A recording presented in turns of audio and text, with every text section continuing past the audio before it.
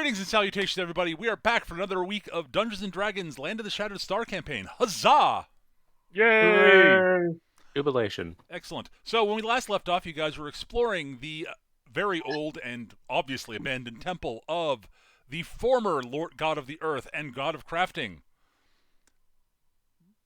whose name has not been spoken or anything like that yet, so it has nothing to do with the fact that I've not actually made it up yet. Old Jerry. Yeah. His name is Chuck. That's what Bob says. All right. So Right. You fought through an encounter with some terracotta warriors, and then a large construct, which you guys defeated, and it fell into pieces. Not before it clocked Kalia a good one. You've had time to explore the chamber, this chamber you're in, and catch your breath. So you've all had time to get a short rest. Cameron found pieces of a rifle that was very similar to that's very similar in sort of to his pistol thing. Yep. And a special crystal, which is specifically designed for it's designed for the rifle type guns, but it can be used in other weapons of its ilk.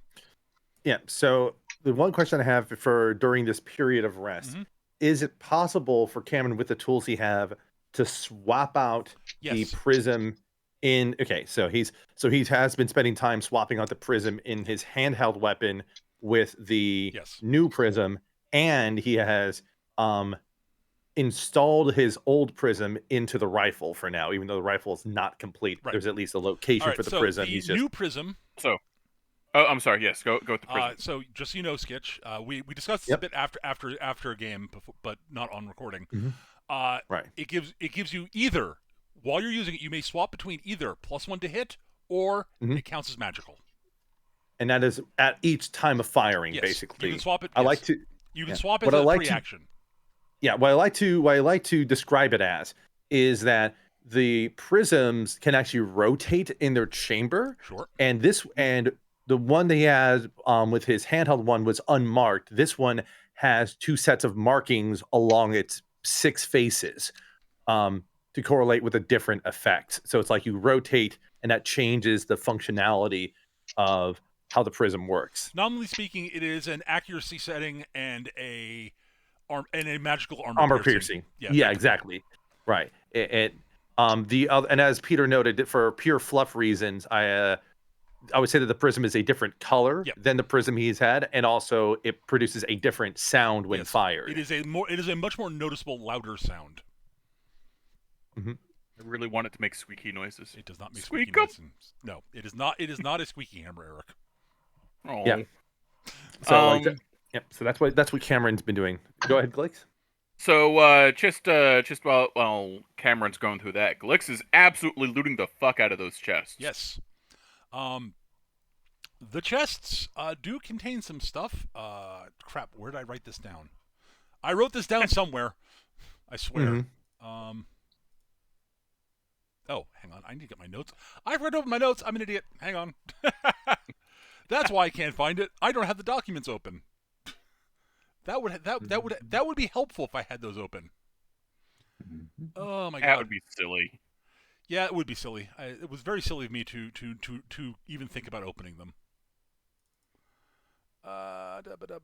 Very silly of you to even have notes. Oh yeah, I mean, yes. As we know, everything I do is completely off the top of my head, and I don't plan anything out ahead of time ever. That is less untrue than I'd like it to be. I mean, that's how all DMs work, just so that everyone knows. Yeah, that's totally how all DMs work. Sorry, what did you say, Nick? Mine's like steel traps. All of you. Yeah, absolutely. All right. I mean, after it was left out in the rain for 6 centuries. Mine, at least. Mine's like rusty traps. All right. So there is stuff in the chests, Eric. Yes. I would say that there is of assorted coinage of sorts that you do not recognize, but you do recognize the metals they're made out of. It's a mixture of gold, silver, and coppers and such. Hooray! It's a mixture. It is a roughly 100 gold pieces worth of coinage of various types. In addition to that, you do see. So there's a lot of coins in the boxes. Hooray! Interestingly enough, there are coins in there that are that's the chest you're standing in front of right now. Neither chest is locked or actually they both were locked at one point, but the time has not been kind to the locks. Right. So you are able to get into them while you could not pick the lock. Sharply rapping on them with a blunt object will cause the lock to basically fall apart. Gotcha. So that chest in front of it has that sort of stuff. The other chest has a bunch of coinage also. There are about 100 coins in the other chest, all of which seem to be made out of iron. Okay. And they have no corrosion or anything like that on them at all. But I wonder. Glix, as I said, you don't recognize any of the coinage at all. It's like, yeah, okay, these I recognize the type of metal these are, and I recognize all the metal they are, but you don't recognize any of the symbology on them or anything like that. They're different currency, which makes sense. Like, if Glix thinks about it, it makes sense. Yeah. The chest that's contained that has the iron, and underneath the iron coinage, there's also a what looks like a sort of a knapsack type thing, which is in excellent condition. Oh, okay. It's like that has been sitting under a pile of iron coins for centuries, and it looks, and it's like, it's a leather knapsack that's in perfect condition. Like, does Cameron get a Suspiciously chance? well preserved knapsack. Mm-hmm. Does Cameron get a chance to see those coins out of curiosity? At some point, you might. All right.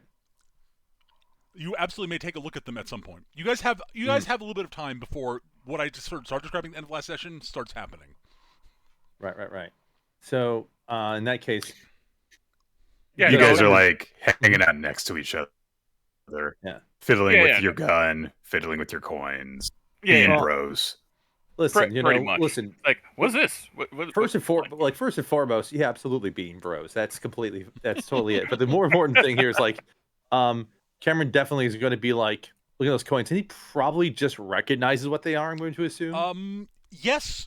You recognize the coins are roughly from, you'd guess, from the kingdom that the coins in the silver, gold, and all that stuff, that looks like coins from all over from all over the world that you recognize from all different sorts of countries from all over the place. Mm-hmm. The iron coinage is very specifically the nation that was predominantly ruled over by the Lord of the Earth. Right. They primarily used iron, iron, and as their main currency was primarily the currency is iron. And it was actually a fairly stable currency from what you remember, because it was backed by the fact that they built shit. Right. Now, Glix looks at this and goes, "What the fuck? Iron? Really?" Then he finds out, collector's pieces. Well, gotcha. Yeah, maybe. One point Cameron will make, it's like, this is special iron, to say the least. It's not rusty at all. You should have seen the lock around this thing. Yeah. Well, that's the. Listen, iron. It's basically it's not identical to, but it's like stainless steel but better, but it's still iron. It's basically what it is. It's the best way I can think of it. All right. Yeah. It's so. I was thinking it sounded like cold iron. Well, cold iron rusts also. So yeah, cold iron rust is crazy. Yeah. I'm thinking about that iron pillar from like the friggin' 5th century in India. Yeah. Oh yeah. The way Cameron will describe it is like, he was like how steel like doesn't rust quite the same as iron, right? Yeah. So this is like that, except it's not steel. It's still iron. So what I'm hearing is that as a raw material, this is valuable to the right people, and as a collector's piece, it's valuable to the right people. So what we need to do is find us the right people. Yeah, whether we want, I mean, in terms of currency, it probably does not have much value. In terms of a raw material for either archaeological or crafting purposes, yeah, there might be some utility there. Injir. I see you're Yes. over by one of the other. You're by the other table.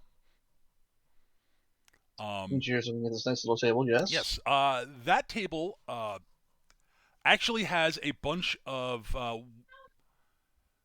So, on the table there, you notice a couple things. One, there's a sizable sort of iron smithing hammer, made of the same sort of iron that the coin Glix is looking at right now.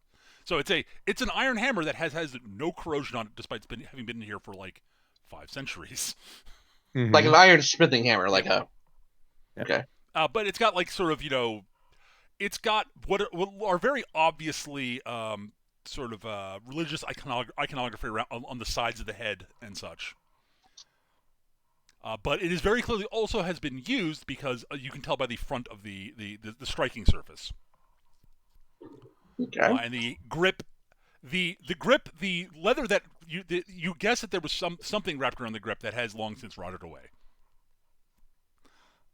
Because there's no like grip on the handle at all, and the handle is also iron, and you wouldn't want to you want something to Yeah, you don't want to hold this like iron thing, especially if it's going to heat up when you're working.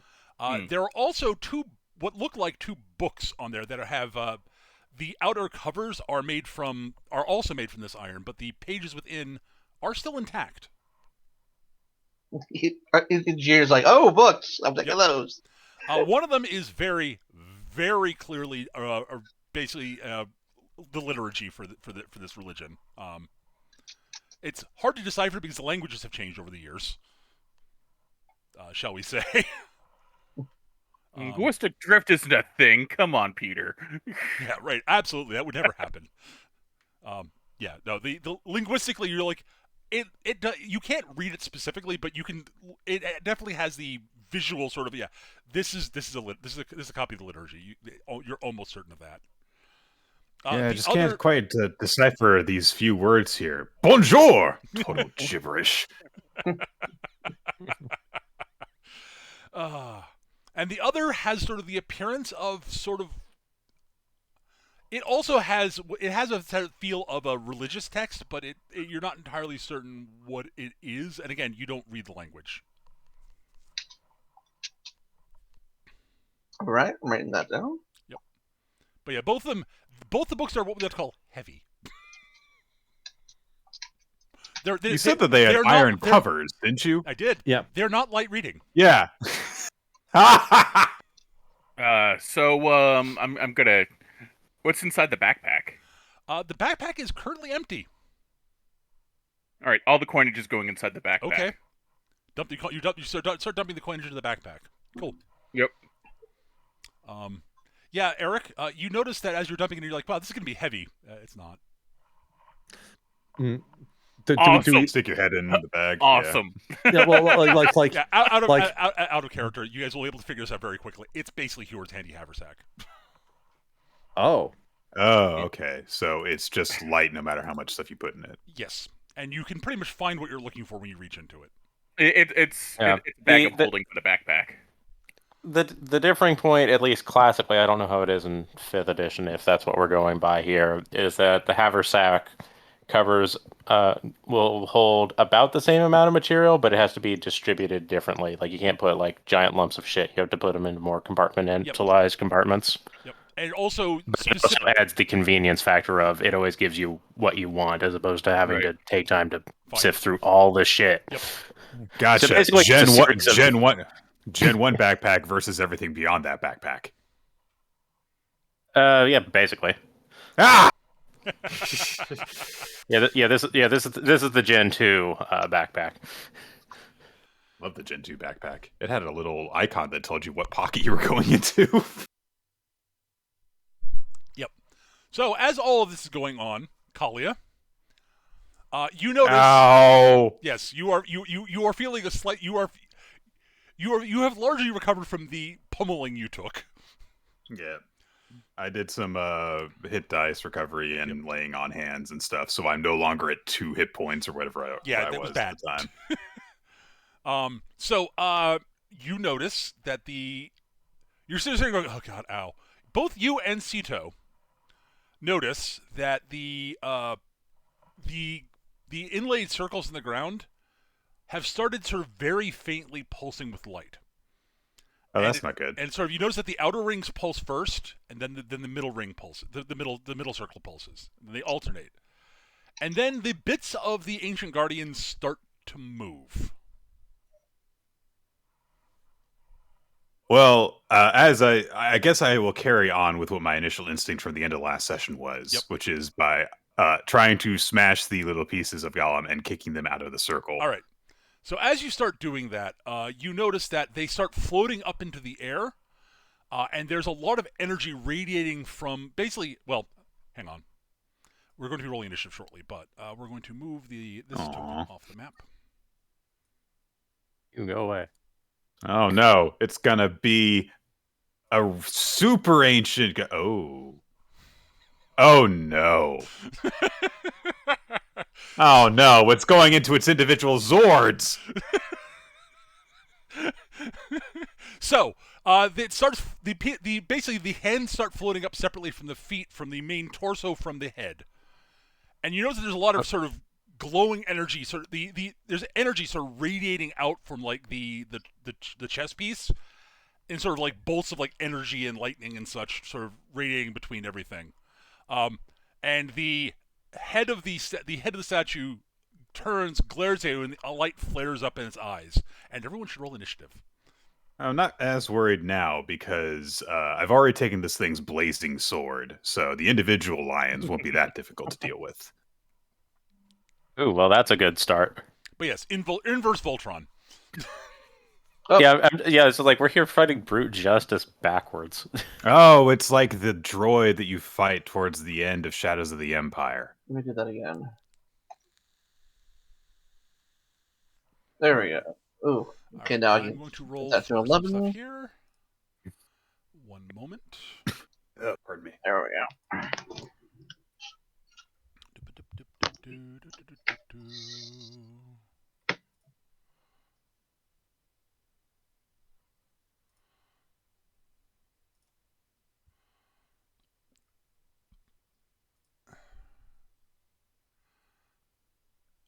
Now, what we really got to watch out for is if there's a guy who inexplicably has an Australian accent who's fighting another guy who's inexplicably got a Brooklyn accent in the middle of an alley. I'm sad. Yeah, that's about what I thought. Okay. All right, well... They're doing poorly. Yeah, they all rolled badly, because of course they did. All right, well, it is good guys, bad guys again. Well, I imagine there's not much question in how this is going to open up. Oh, because Ash rolled twice. Okay.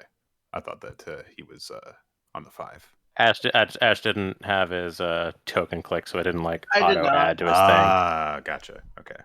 Yes. All right. Okay.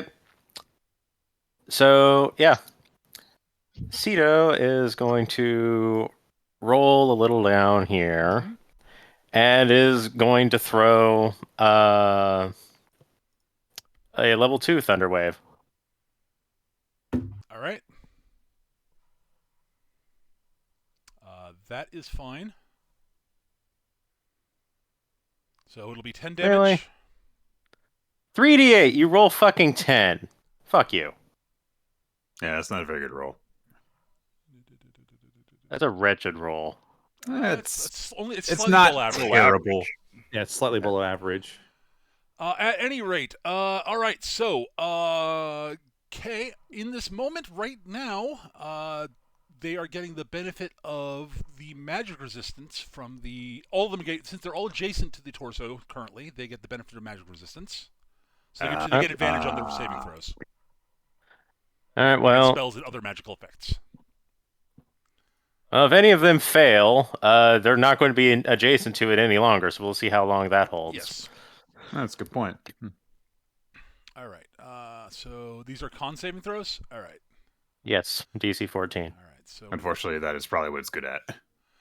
that is its best saving throw would be strength. Interestingly. Oh, right. So what are you doing? God damn it! Hang on, I misclicked. I misclicked. There we go. All right. So for the head, fails. Aha. The body. The body has better stats, unsurprisingly. Hmm. But does have better luck. Wow. No. Yes. Nah, not really. All right. Well, at least it chewed up 2 good rolls. Hand fails badly. Foot. All right. Mm-hmm. All right. So the torso is the only one that actually saves. Great. Okay. He explodes its limbs off. Peter. I feel as if I should point something out, but I'm going to feel bad if I do. What? I know this. I'm noticing the same thing. The rest of them aren't getting the advantage. They aren't getting advantage. Oh, I misclicked. Okay, hang on. I'll re-roll those. All right. So just the same order here. Yeah, sounds good. Yeah. Oh, well, okay. Fail. Okay. Fail. And... Okay. Okay. So the left foot. All right. Hooray. Okay. As Chief Jones taught me, the only part of the body that matters is the left leg. I did not put the hit points onto the torso, apparently. That's your kicking leg. Hang on. I didn't label the torso. I'm sorry. There we go. Let me get the hit points in the hand first word before you move it. Oh, I can't move any of them because. Oh yeah, I've got control. Roll 20. Yep. Oh, it's because I very specifically made them. They are my control. So. All right. So this only takes 5. So that is 19. All right. Well, the dice roll was bad, but I ended up doing 50 total damage. So hooray! Yeah. Well, and also you are pushing them away from each other, so that's probably good. Absolutely. It helps. All right. Okay. Where do you want? Okay. Where do you want them? Word. Just point. All right. So basically, they're all just like radiating out from me. So head here. Okay. Bonk. And here. Bonk. The foot is there. Yes. So foot here. Yeah. Okay. So I see where they're gonna end up. Okay. Yeah. The hand is directly south of me, so that one goes there. Yeah, there. Okay. There we go. And then, Boom. and then the foot saved. It did. So. It does not. It had its footing. Yes. I'm okay with it. Honestly, not that. This could be worse. All right. Also, the going head to- is not labeled. Yeah, it doesn't. Which one? The helm. Oh, the helm is not labeled. That's okay. I did not. Apparently, I forgot to. And also no health bar on it either. Yep. That's because I forgot to click C. But yeah, got to throw an inspiration over. Actually, at Cameron, so that Cameron can more likely get his chain supporty bullshit off, since he actually needs to hit. All right. That is it for Cito then. Cameron is inspired. Cameron, this is your turn. Nice. Let's have Cameron go 1, 2, 3. So he'll go right there. Okay. And what he will do is. Oh. No, you're fine. You're fine. Never mind. For now. I was. Something will happen in a minute. It's cool. It's fine. All right. I keep forgetting that I can move. That I can use the rest of my movement. I would have done this. You can do that. That's fine. You're fine. Yep. Yeah, just getting away from like the rest of this shit. Yeah. Cameron's going to move up adjacent to the torso. He's going to.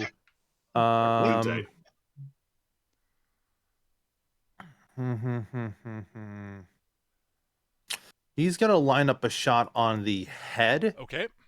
And grant to tactical positioning so that Kalia can move 5 feet before or after the attack. Okay. So you may move, Kalia may move 5 feet now or after the attack, your choice. Yep. And if I hit, then the movement will not provoke attacks of opportunity.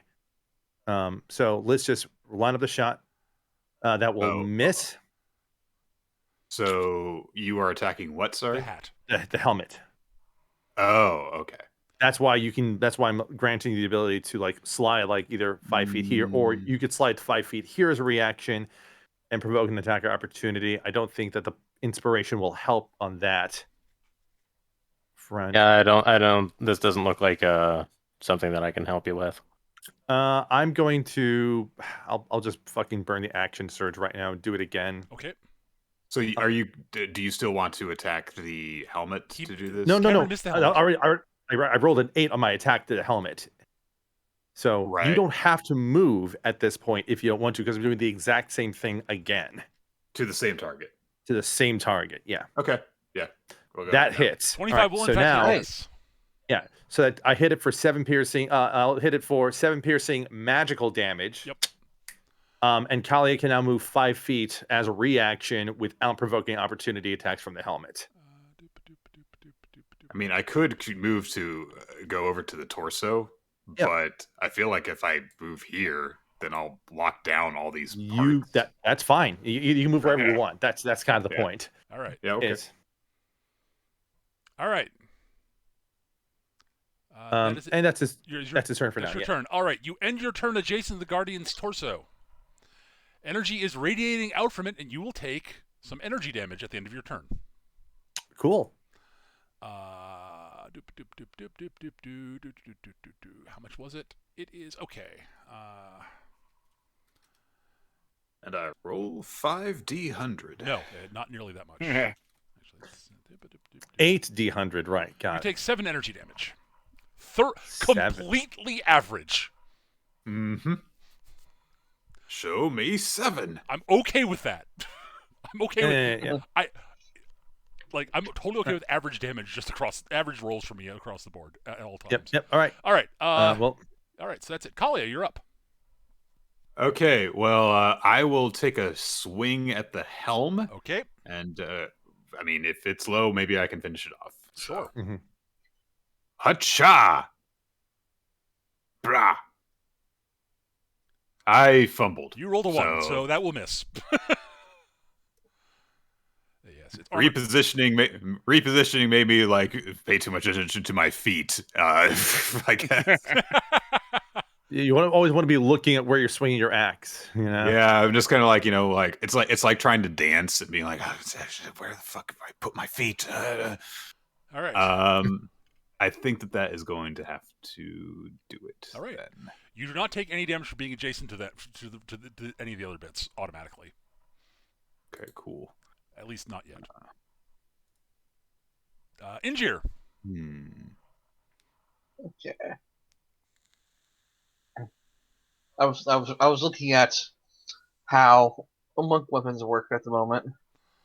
I was tempted to use that hammer we just picked up, but I don't think that it's considered a monk weapon. Is it a simple martial weapon? Is it a simple weapon or a martial weapon? I have no idea what a smithing hammer would count as. I'd probably say it's roughly analogous to depending on the size of it, either a mace, which is a simple weapon, or a warhammer, which is a heavy weapon. It's probably closer to a mace, honestly. Okay, right, and that would be a simple weapon. You could treat it as a mace if you would like to, Ash. All right, then for the purposes of this, actually, I should probably quickly mace, manage inventory, mace, just to make it easy. I don't need a magic mace. I just want a mace. Like all these awesome maces, and I'm just like, I just need a mace. Look, I just need the kind that will make muggers go away. If you're searching through Beyond, you can set it to just be common. Here we go. Click that. Add item. To equipment. That'll work. And I can just click that to equip it. Actions, mace. Okay. It is a simple weapon, so we are good. It does count as martial arts. All right, it's all handled by hand. So Engineer, who was looking at the hammer and has finally noticed all the humbug going on. Yeah, it's sort of hard it was hard to ignore Sito's Thunderwave, honestly. Yeah, what the fuck? And the louder retort of Cameron's gun. Engineer rushes over to this right hand and just happened to be holding the hammer in his hand. So let's go with the hammer. All right. Okay, it's hammer time. Now I don't feel so bad about having that in my head. An 11 will not hit the hand. You have advantage. You can roll again. Yes, I do. Forgot to add that. A 14 will not hit the hand. Ooh. These are rough. Mm-hmm. All right. Yeah, this is why I wasn't too concerned about throwing Thunderwave around, because I remember these things have shitloads of AC, so it's like, this is better. It's almost like it's made out of. It's almost like they're made out of metal. All right. That's crazy talk. The flurry of blows. It's like they're armored or something. Yeah. All right. Fancy that. So the first one. Oh, I have to do it twice actually, because I forgot to hit the thing. There you go. 25 for 5. Okay. 25 for 5 lightning. Okay. And then this time I actually remember to hit it. 19. Those will both hit. That's 11 damage. Yeah, it's 11 lightning damage. All right. All right. That is it for Ingir. Glix. All right. Glix having just tried on the backpack going, this is kind of... Oh, shit! We are going to hex the kicking foot, which is the right foot. All right. As opposed to the standing foot. All right. The kicking foot is hexinated. I'm going to run up and hack at it. All right. Advantage! Ho!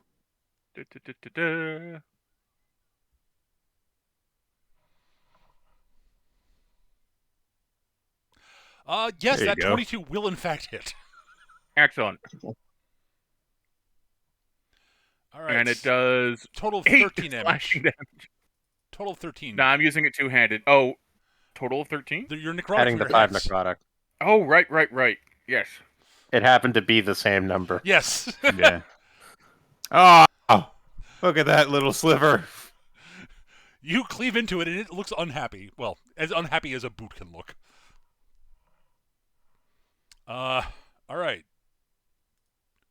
All right, so the feet and hands go now. Hold on. Oh, sorry, it's not dead yet? It's not dead yet, no. Is there something else? It's not bigger than me. I can't Fury the Smallet. Never mind. It's not bigger than I was gonna say, like, how big do you think this boot is, Eric? It's a big boot, but not bigger than Goblin boot. Sorry, not Eric. Bigger than me. Sorry, Eric.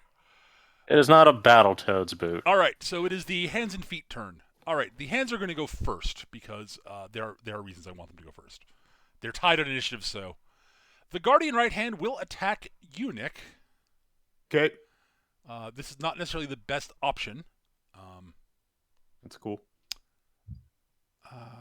Actually, wait a minute. I'm going to be smart about this. Whoop. Oh, I hate when you're smart about stuff. The Guardian left hand will go first. Oh, dear. You hold him. I'll hit him. All right. And doop, doop, doop, doop, doop, doop, doop. That's a hit. I have a question for you, Peter. Yes, it does not count as weapon damage. Damn it. Sorry. This time it does not. I'm sorry. It hits you for 3, and you are grabbed. Yeah, that makes sense. It's basically, it's not really a slam. It sort of grapples onto you and latches Yeah. and starts squeezing. like a big metal glove, really, really heavily slapped around my Yep. wrist or something. Yeah, that hurt. Yeah. All right. The Guardian right hand can now safely actually, let's see. What is the effect of grabbed in 5th ed? Actually, now that I think about it. Be grappled. Yeah, so let me pull that up real quick for you. Fourth. I remember 4th ed is you are immobilized basically. Yeah, grappled. Yeah, basically you're immobilized, and you can't and you don't benefit from any bonus to speed. That's all it means. Okay, good. That's all. That's what I thought, but I wanted to be sure. The only ways to get out of the grapple, you can if an effect removes a grappled condition or moves the grappled creature from the reach of the grappler. So like for example, Thunder Wave could push the grappler away and break the grapple. All right. The Guardian right hand will this time it's just going to punch you. Okay. Because yeah, that makes sense. 3 hits. Ow! Bonk. Ow! Yeah. All right. Why couldn't you finish these things off? All right. The Guardian the kicking foot will use its bonus action to disengage. I hit it. Yeah. Disengaging does not help it. Oh, okay. Yeah, I Sentinel attack it. Fuck it. Oh, Sentinel attack. You're correct. Sentinel's very good at that. Yeah, Okay. Sentinel. That's why Sentinel's awesome. I'm okay with that. It can't know that. It's a foot. It's a foot. And I hit it. Yeah, I don't need to reroll. Nope. You golf swing it into the wall, just like I kick the foot with my foot. All right, that's fine. It goes. You've succeeded at playing footsies. Yep.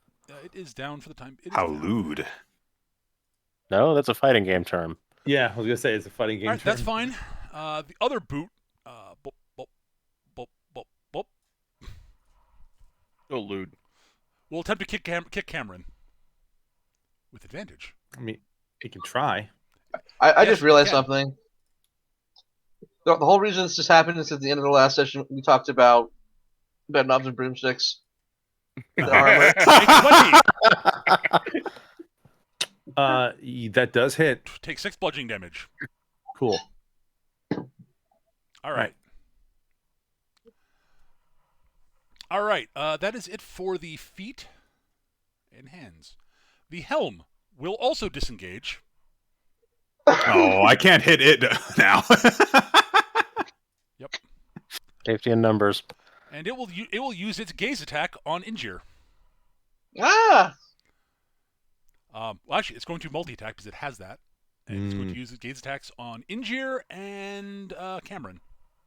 What is Injure's potential Oh save? man, the helmet doesn't have real eyes. It can go cross-eyed however much it wants. Yes, it can. This is an attack roll. Okay. This is me reflavoring the attack for the monster that I'm using for Fair. Yeah. All right, so first attack on Injure. 19 for 4 bludgeoning. Ah! And on Cameron. Actually, no, it's going to go for... I said Cameron already. I'll stick with that for the time being. 14 will miss you. As bolts of force leap out from its eyes. Why is it getting advantage again? It has... There are reasons for it. I'm not... Okay. I It has a thing unbeknownst to us at the moment. That's fine. That's fine. That's all the answer I want. I just want to make sure you weren't pressing the wrong button. No, I was not pushing the wrong button. It doesn't get... It won't... I will explain it mechanically right now. Very simply, the first time it uses gaze attack on anybody in a fight, it gets advantage. Okay. Now, it doesn't get it against anybody else from now on because you've all seen it do it. Right. Wait a minute. That empty helmet has eyes. What the hell? Yeah. You were not you were not expecting to shoot bolts of force at you right now.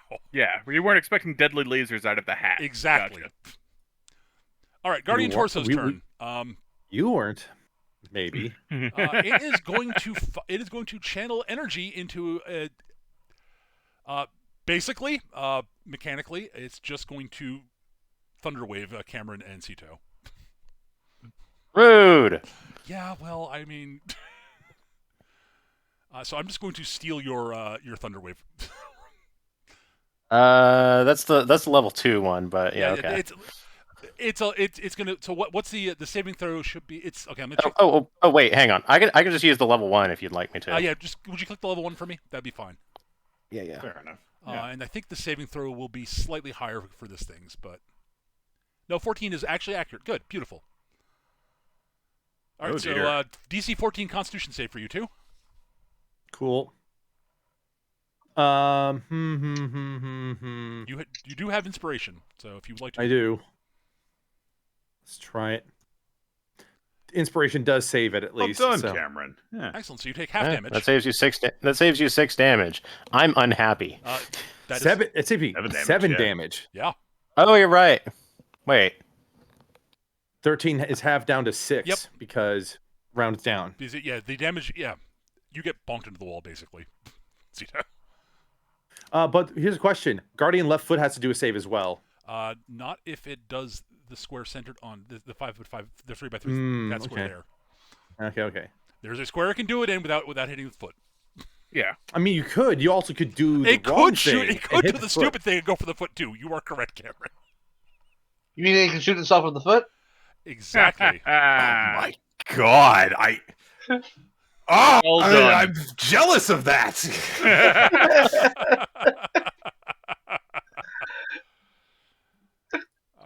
All right. End of turn. All right. So let me update 1 second. Cameron's. Well, we just health. got bodied by the torso, or rather, I did. Yep. I'm down to 19. Yep. All right. Put me at 18. Ow, this is the most hurt Cito's been. Unsurprisingly, I play Cito like I play a wizard, which is to say, I don't get hit. Except when I do, then I'm really displeased. All right. The circles pulse, and the things that are still flying are repaired slightly. Oh, kiss my ass. The torso is not, however. Mm. Well, it's barely hurt, so. True. Well, it fuels the others, though. That might be the case. Yes, Cameron. Yes, Kalia. All right, offhand, it looks like they got like 5 health or something. 3. They got 3 back. 3? Mm. The room will regenerate them for D6 hit points. I am quite happy with the fact that I took out that boot now. Yeah, it is down for the time being. You will see. Or we won't. That's true. It's possible Hopefully. you won't. Cito, your turn. So that technically wasn't it was mechanically Sims Thunderwave. It's shooting like bolts of energy. It's not like a wave of thunder. Yeah, I got you. Yeah. It's force wave. Actually, yeah, basically. Yeah. All right, I have a question for you. Yes. If I throw detect magic at these tiles, will you give me relevant information about them? Possibly. I'd probably Like immediately relevant information, as in shut this shit down. Maybe depends on. I can't tell you that outright word. I can tell. I can't tell you that without you telling you what will happen if you cast it. Like I can't give you. I can't tell you before you cast a spell specifically what I'll tell you. All right, let's rephrase then. So going by the description. Okay. If you sense magic in this way, you can use your action to see a faint aura around any visible creature or object in the area that bears magic, and you learn its school of magic, if any. Yada yada, and then the rest is just irrelevant. All right. So, might I propose a alternate? You could just do like Arcana. Well, I know And if maybe you want to try to cast detect magic, you will definitely get the information the spell tells you should get. Absolutely. But that may not be what It you're won't trying- tell you what everything does, but it'll say like if it's evocation or transfiguration, that kind of thing.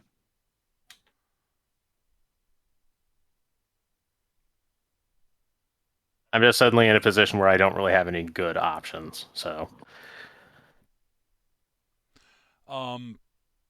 I will say, word casting detect magic. I will definitely tell you some information that might be pertinent. Yes. All right. Yeah. Cito is going to scoot over here, very specifically, where it cannot wave 2 people at once. Piece of shit. Fair. And yeah, I'll throw detect magic on this thing, just try to figure it out. And the reason I'm not using Arcana is because my Arcana is not good. Okay, that's fine. You're casting detect magic. That is fine. All right. Yes, the torso is radiating magic. It has got both conjuration and transmutation magic going on with it.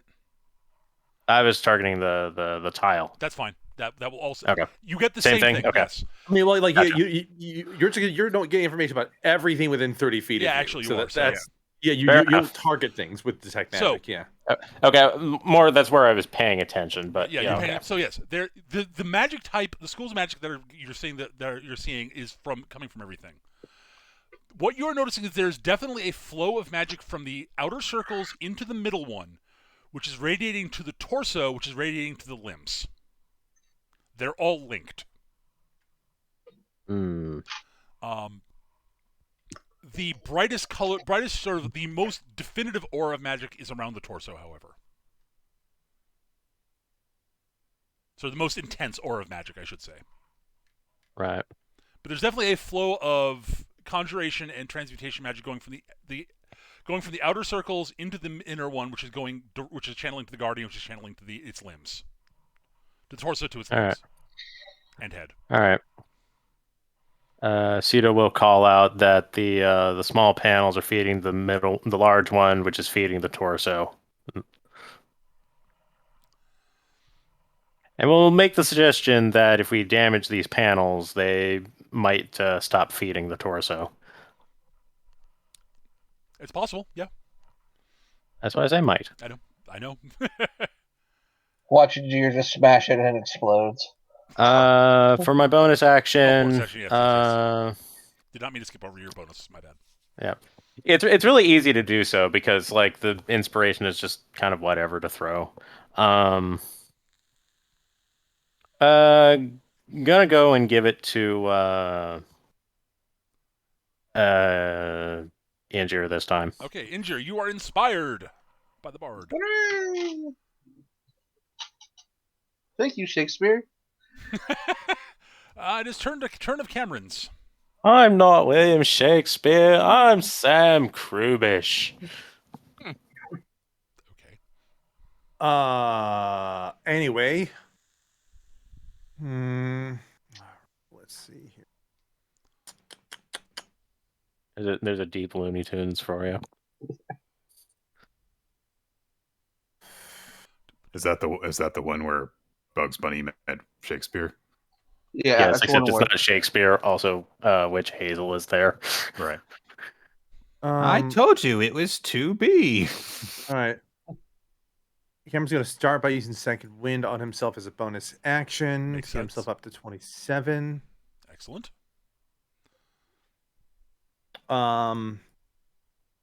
His focal point is going to be to I think he's going to try and trying to debate which way I want to go with this. Is I think what Cameron's going to do is take aim and shoot at the helmet over here. Okay.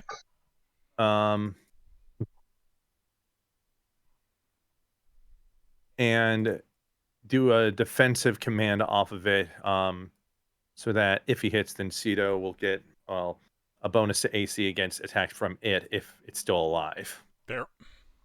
9 will miss, so that doesn't apply. Camera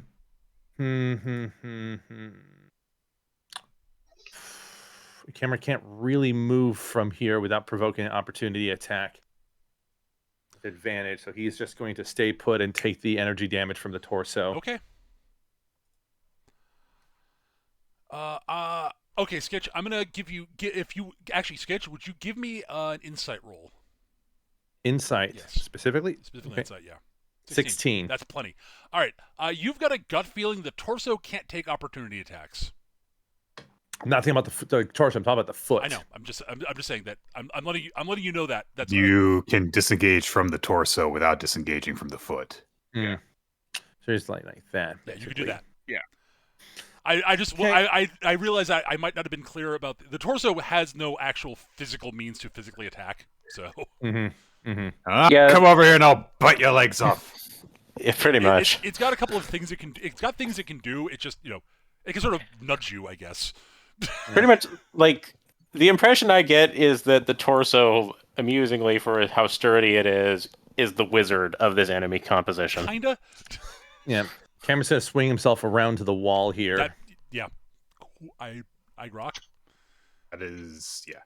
It's it's kind of like an aura tank. Yeah, So. basically. Yeah. Kalia. Well, all right.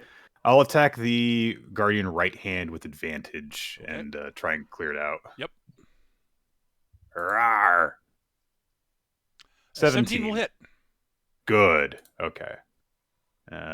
With D8 plus 3, that's 9 damage. Smash. You smash the Guardian right hand to the floor. It stops moving. I punched the thing that punched me. You are technically still grabbed by the left hand.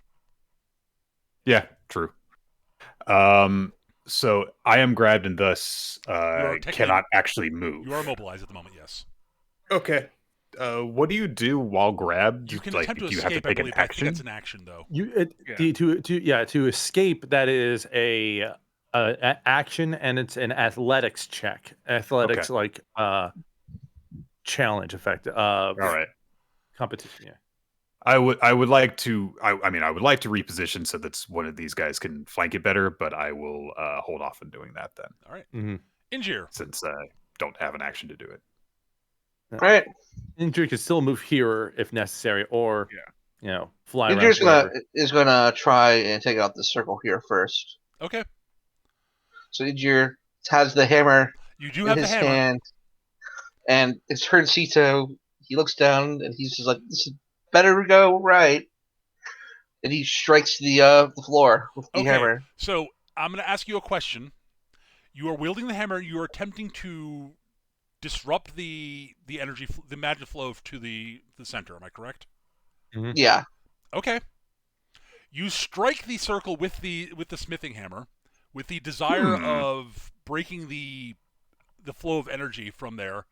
I would like you to give me an Arcana check. If you're not trained in it, that's fine. Just give me, it's an intelligence check. Intelligence with Arcana proficiency is technically the way you should phrase it in 5th ed. All right, because skills can be applied differently. Yep, an 8. Okay. So you are could be worse. 6. So you strike the circle. Sito, you still technically have Detect Magic running right now since it's a concentration effect and lasts a while, up to 10 minutes, and you haven't had a chance to drop it yet. So when Injir strikes the circle, oh no, the mana flow from that circle to the big circle, you see basically a flare of mana flare up from the thing, and the mana stops flowing. Oh, good. However, Injir, I would like you to give me a dexterity save. Oh, good. That man is going somewhere else. Yes. It's like you hit the manhole cover and it shoots straight up. Come on, dexterity saving throw. 15. Hey. Okay, good. You're going to take half damage. There you go. But actually, you are going to you're going to take half damage and will not be knocked prone. Don't I have a feature to? I'm thinking of the staking scene in Dracula Dead and Loving It. Yeah. Well, so the circle basically mana explosion circle sending you flying basically. If you've got a feature, okay, so I don't have it. I was making sure I didn't have evasion. All right, so you take you normally have taken 10 damage. You take 5 instead. Yeah. You are sent flying onto the altar, but you land on your feet because you made your dex save. Hooray! You said 5? 5 damage, yeah. Yeah. You would have taken 10 otherwise. Good roll. This reminds me of a time I was playing in like a 3.5 game a long time ago, and I was playing a rogue, and a fireball goes off in like a crowded room, and I make my deck save and take no damage in like a less than 20-foot room. Yeah, Fireball you, in your it. own asshole. You dodged under the corpses, okay? Yeah. All right. That is Injur's turn, I take it? Injure can still move and do bonus actions. Oh, you're correct, actually. You may move. All right. I forgot. So at this time. Yeah, you landed on your feet, so you're not knocked prone. Yeah. So. Good thing you made your Injure. next roll. I forgot. Yeah. My bad. Injure like just kind of shakes it off, like, okay, let's go to the next one. So, the question, you can't do a normal attack with the hammer. Nope, not. So yeah, you've used your standard your action for the turn. So he can go and do flurry of blows against the punchy. helmet. I would suggest standing here so that we don't get waved together. Okay, there you go. That would never happen. Word. Yeah, Cito sees Injir coming over here. She just like starts pointing over towards the wall. That way. Go there. So that's 25 hit. 25 for 25 will hit. Yep. And then flurry of blows. 14. The 14 will miss. So okay. You will do 6 damage to the hat. I was hoping you would crown that fucker. Bonk. It is bloodied again.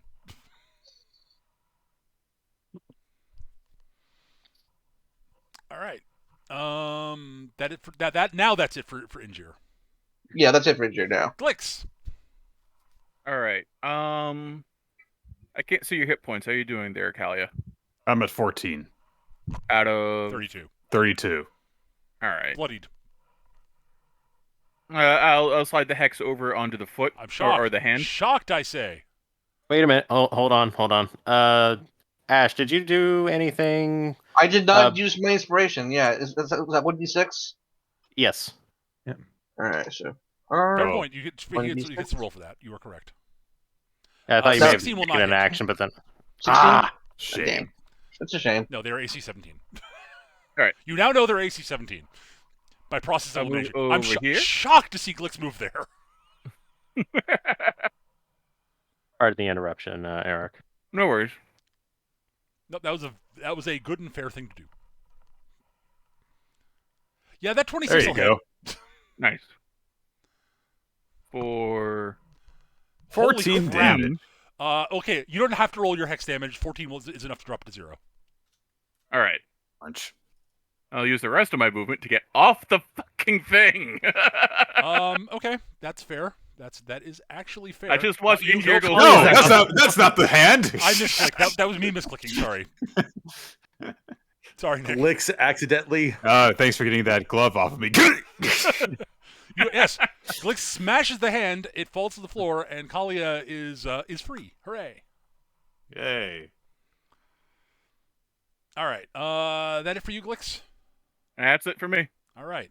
That was bonus action and movement. Excellent. All right. We're on to the feet and hands. All right.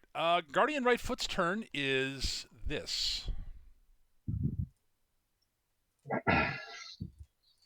Boom. It is done. It's back up to 1 hit point. Back up to 1 hit point. Oh, I was looking at the left foot. Okay. Yep. The right foot is active again. God damn it. Yeah. I just kicked that kicking thing. No, I kicked that kicking thing. Oh, that's right. You did kick that thing. The left foot will try to give Cameron the boot. Boot to the head. It does not have advantage. It does roll. Oh, it did not matter. Cool. The hands are down and went down this turn, so they do nothing. So we're on to the helmet.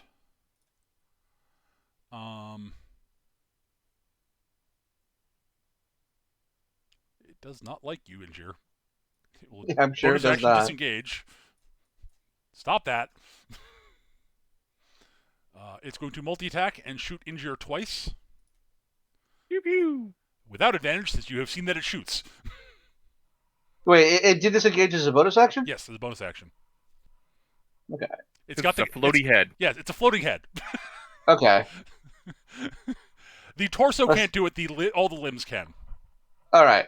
I was just like, wait, are you sure? Okay. Oh, I'm positive. All right, 2 shots at you. No advantage. A 12 will miss you, I believe. Yep, 12 will miss. As will 11. 2 bolts of energy goes zinging by Injir. Injir, who got hit the first time, just kind of like hops over them. It all smashes like the armor that Injir's standing in front of. Yep. Okay, we are on to the torso. Nobody. Okay, good. Nobody ended its turn adjacent to torso. That's good. That's good. All right, the torso. It cannot use Thunder Wave this turn, but it can use its other attack this turn, which is Magic Missile. Oh no! None of us have the shield spell.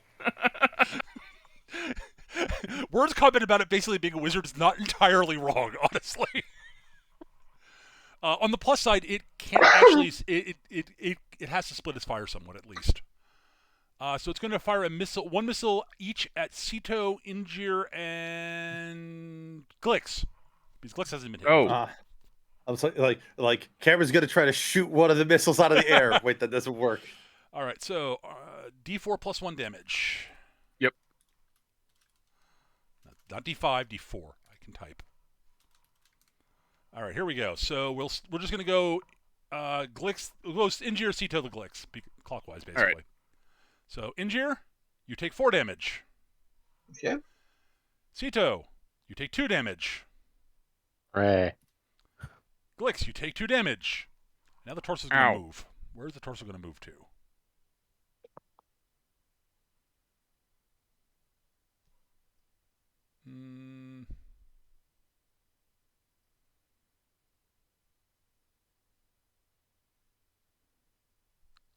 No, I made my concentration for. Oh yeah, for Hex. Hex. Yep, that's a fair point. Hold on. Oh, I should do that too. Not that I imagine it's going to super matter, but Yeah, fair. Oh right, because you've got dispel magic up, or not dispel magic. Detect magic. detect the other D word. Where does it want to position itself? I guess it will position itself here. Yep. You lost it. It'll position itself there, sure.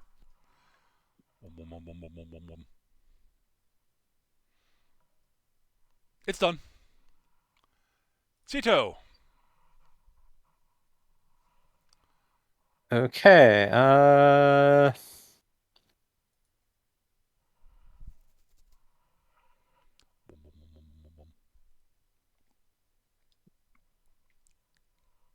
Okay, so Kalia was in. Oh, I forgot something. 1 second. At the end of the turn. Oh, it heals stuff.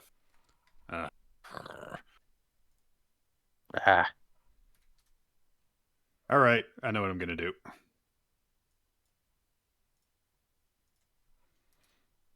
I had one idea of what I was going to do, and now I don't want to do it.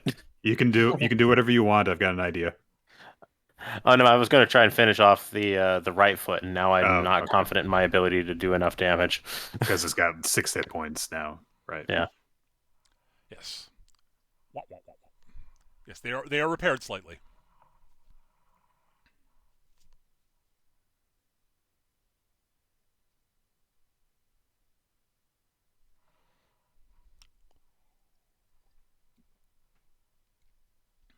That is a dumb idea, and I will save it as a comment for later because I know it's not going to work. Fair enough. Do it anyway. It'll be hilarious. All right, I'll say what the idea was. The idea was to end the tetherings by using knock on the torso. Just open up the whole thing. That would not actually work, but I love it conceptually. Yeah, I know. It's like, okay, that's not damn working. No, it's not, but I like it. It's funny. I would say, Word, if this was Slayer's D20, I would probably allow it. Yeah, if this was Slayer's, I would absolutely give that a try. But this is not that comedic.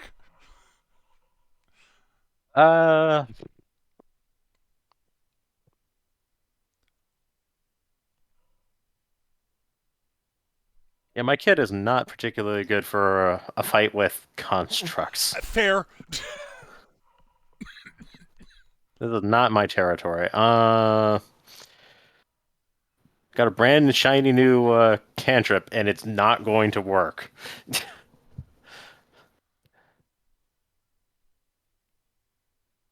I think that we basically have one option at this point.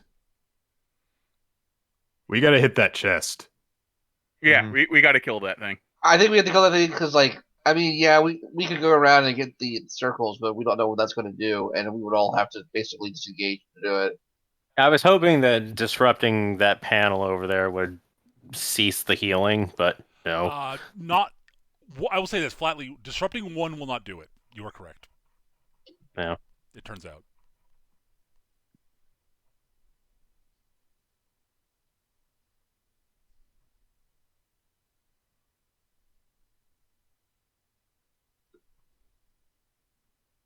Or see those options.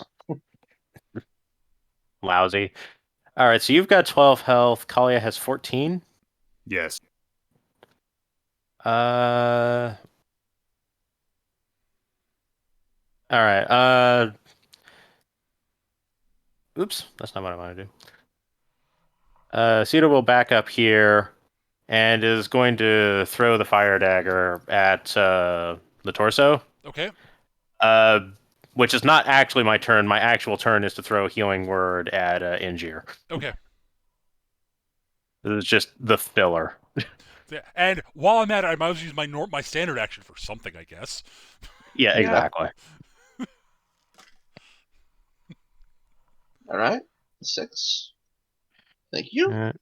Welcome, and... Hey, you crit! I crit and did max bad damage. Min damage, yeah. Actually, you crit it. Okay. That's good to know. All right, so it takes 5. And you burning dagger right in the heart. Imagine if this was like the other construct that just blew it immediately. No, it's not. It is not a terracotta warrior. But the crit does have an effect that I can't tell you what it is right now. Because your detect magic is off. Yep, that's actually why. But it does have an effect. It does have an effect. I just can't spoil it right now. Ooh, frickin' Ray! I achieved something. You did. Oh, you did actually, very much so.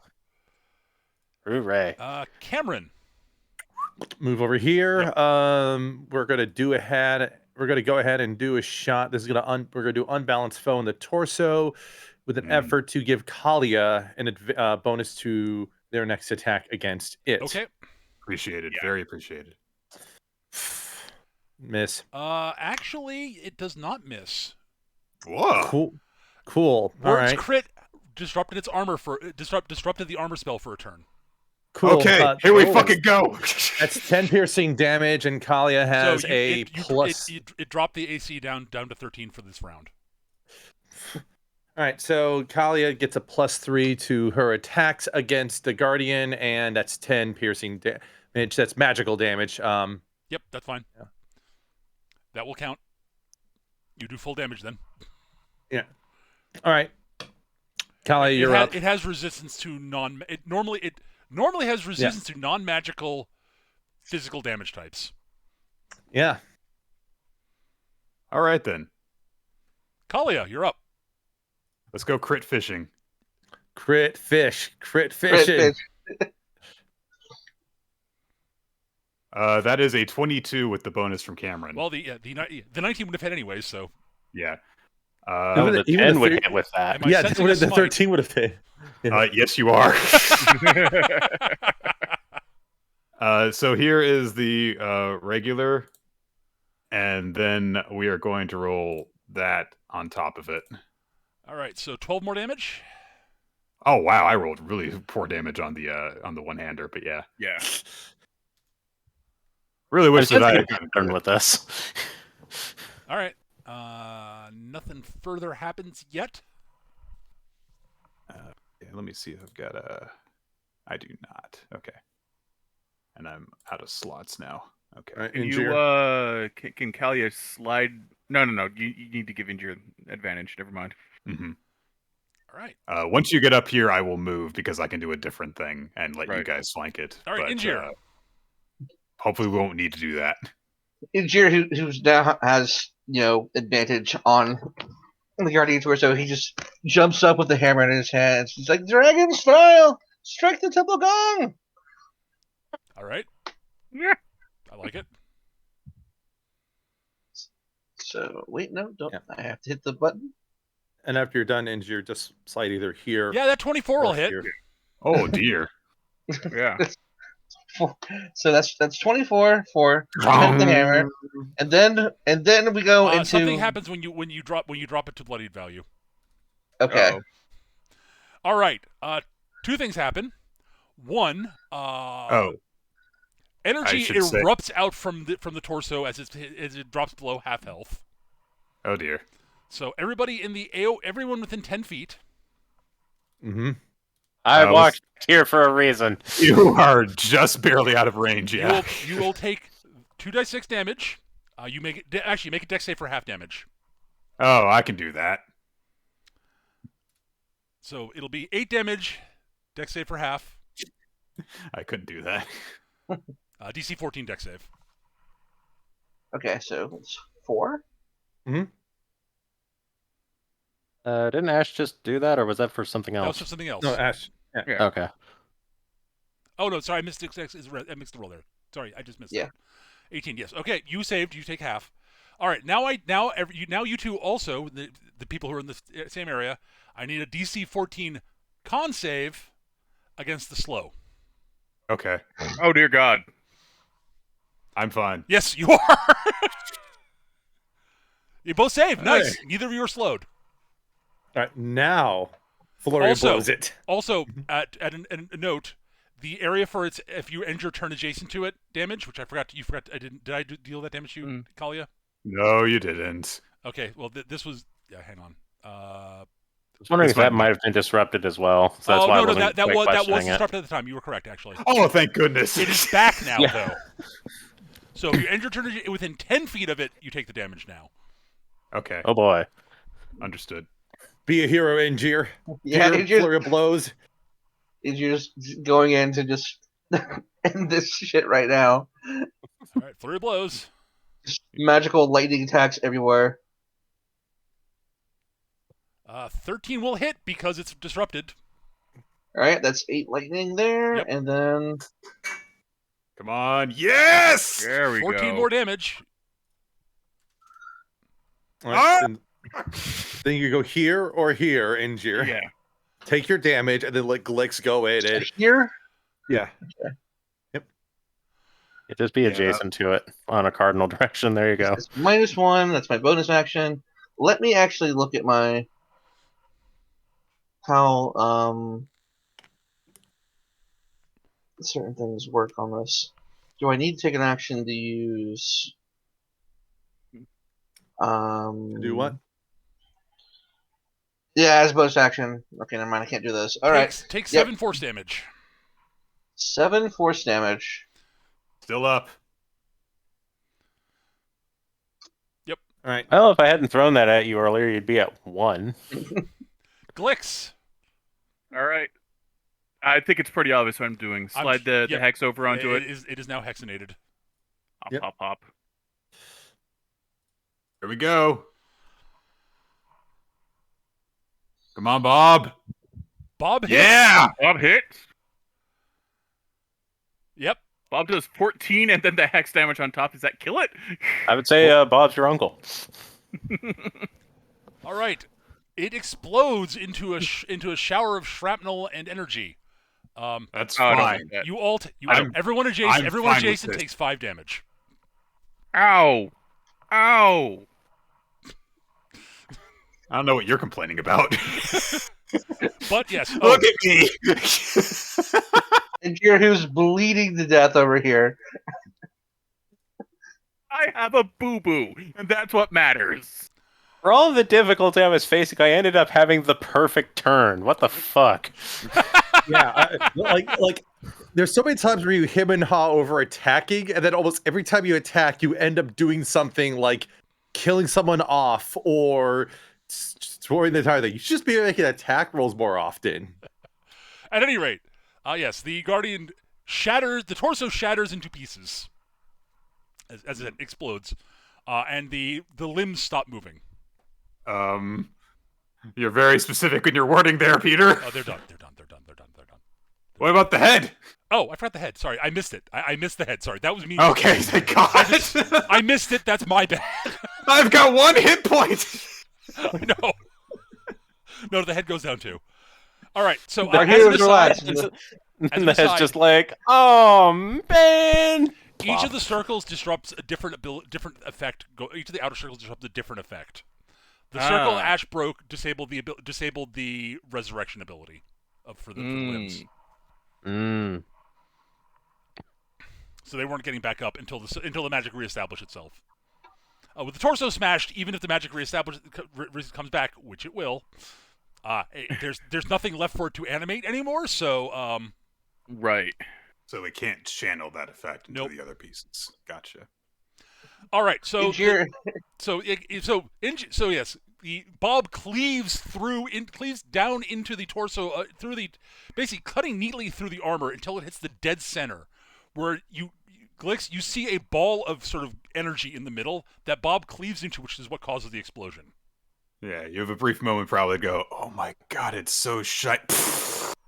There's a lot of giggling, and then Glix goes, wait, Bob, no, I'm gonna do it! Boom! Also, Glix, you are blinded for a short period of time because it's so. You're looking right at it. You were looking right at it. You didn't really have an option, but you're fine after you're fine after like 30 seconds. It's just like your eyes, but you've got sort of little spots in your eyes and such.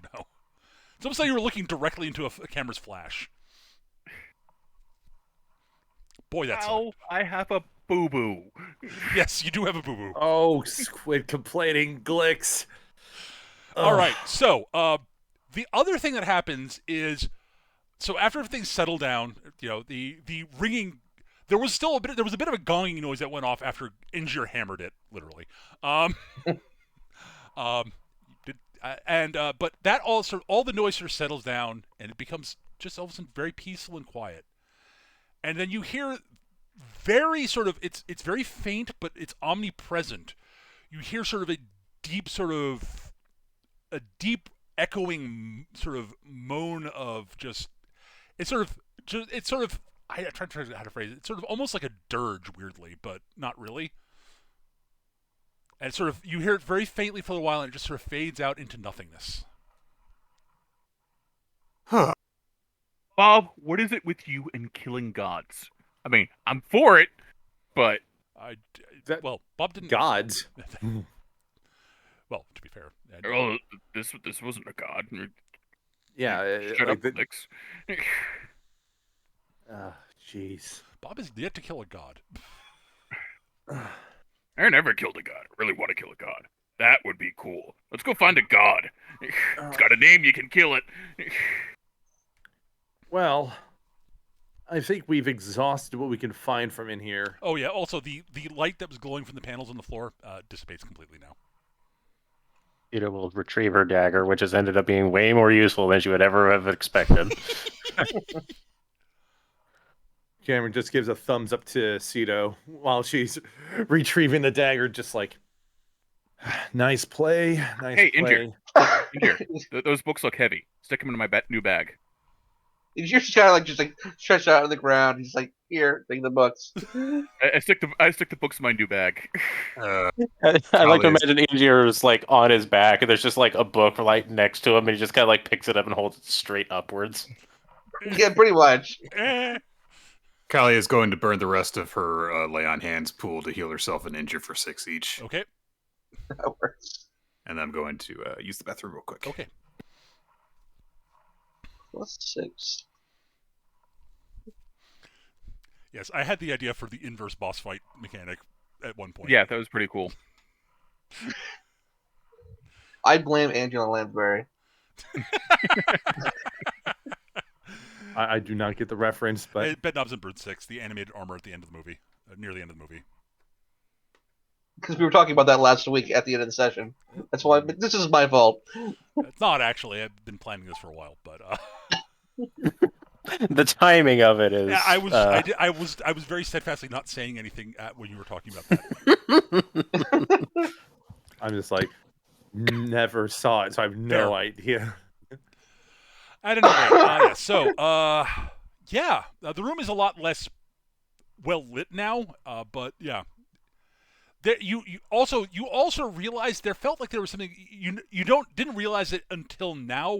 Now that it's gone, there felt like there was almost like a presence in the room to some degree that is no longer there. Hmm. You're not entirely. I would say it's saying it's a presence isn't really accurate either. It's sort of more like an echo of a presence almost. Hmm. However, I don't know how that actually makes sense, but it does. Yeah. I get you. Yeah. Cameron, a lingering notion. Yeah, Cameron will just look around. It's like, well, whether that was just a defense or a test or otherwise, hopefully, if anyone's able to see their handiwork in action, hopefully they were entertained enough. Yeah. Hey, Cam, can I see your gun? Why? I just want to get a look at it. Wait. Cameron will fish out both guns for the moment. The rifle is like slung over his shoulder along his back. Just sort of presents both to Glix for a moment. Glix will pick up the pistol and he's got the cleaver in the other hand, and he's sort of muttering to himself. You can make it work? Can you do it? What do you mean? Okay. All right. You've got a good look at it. I'm holding you right over it. Okay. Cameron just sort of like blinks a few times, like, wait, what are you? Okay, here, take this. And Glix is going to try to resummon Bob as a gun.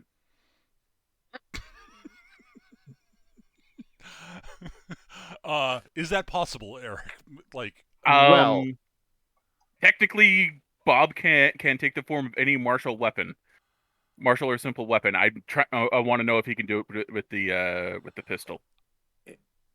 This is in specific reference to the improved pact weapon invocation. Right. That's fine. And is Skitch? I forget if we decided if your gun is a martial weapon.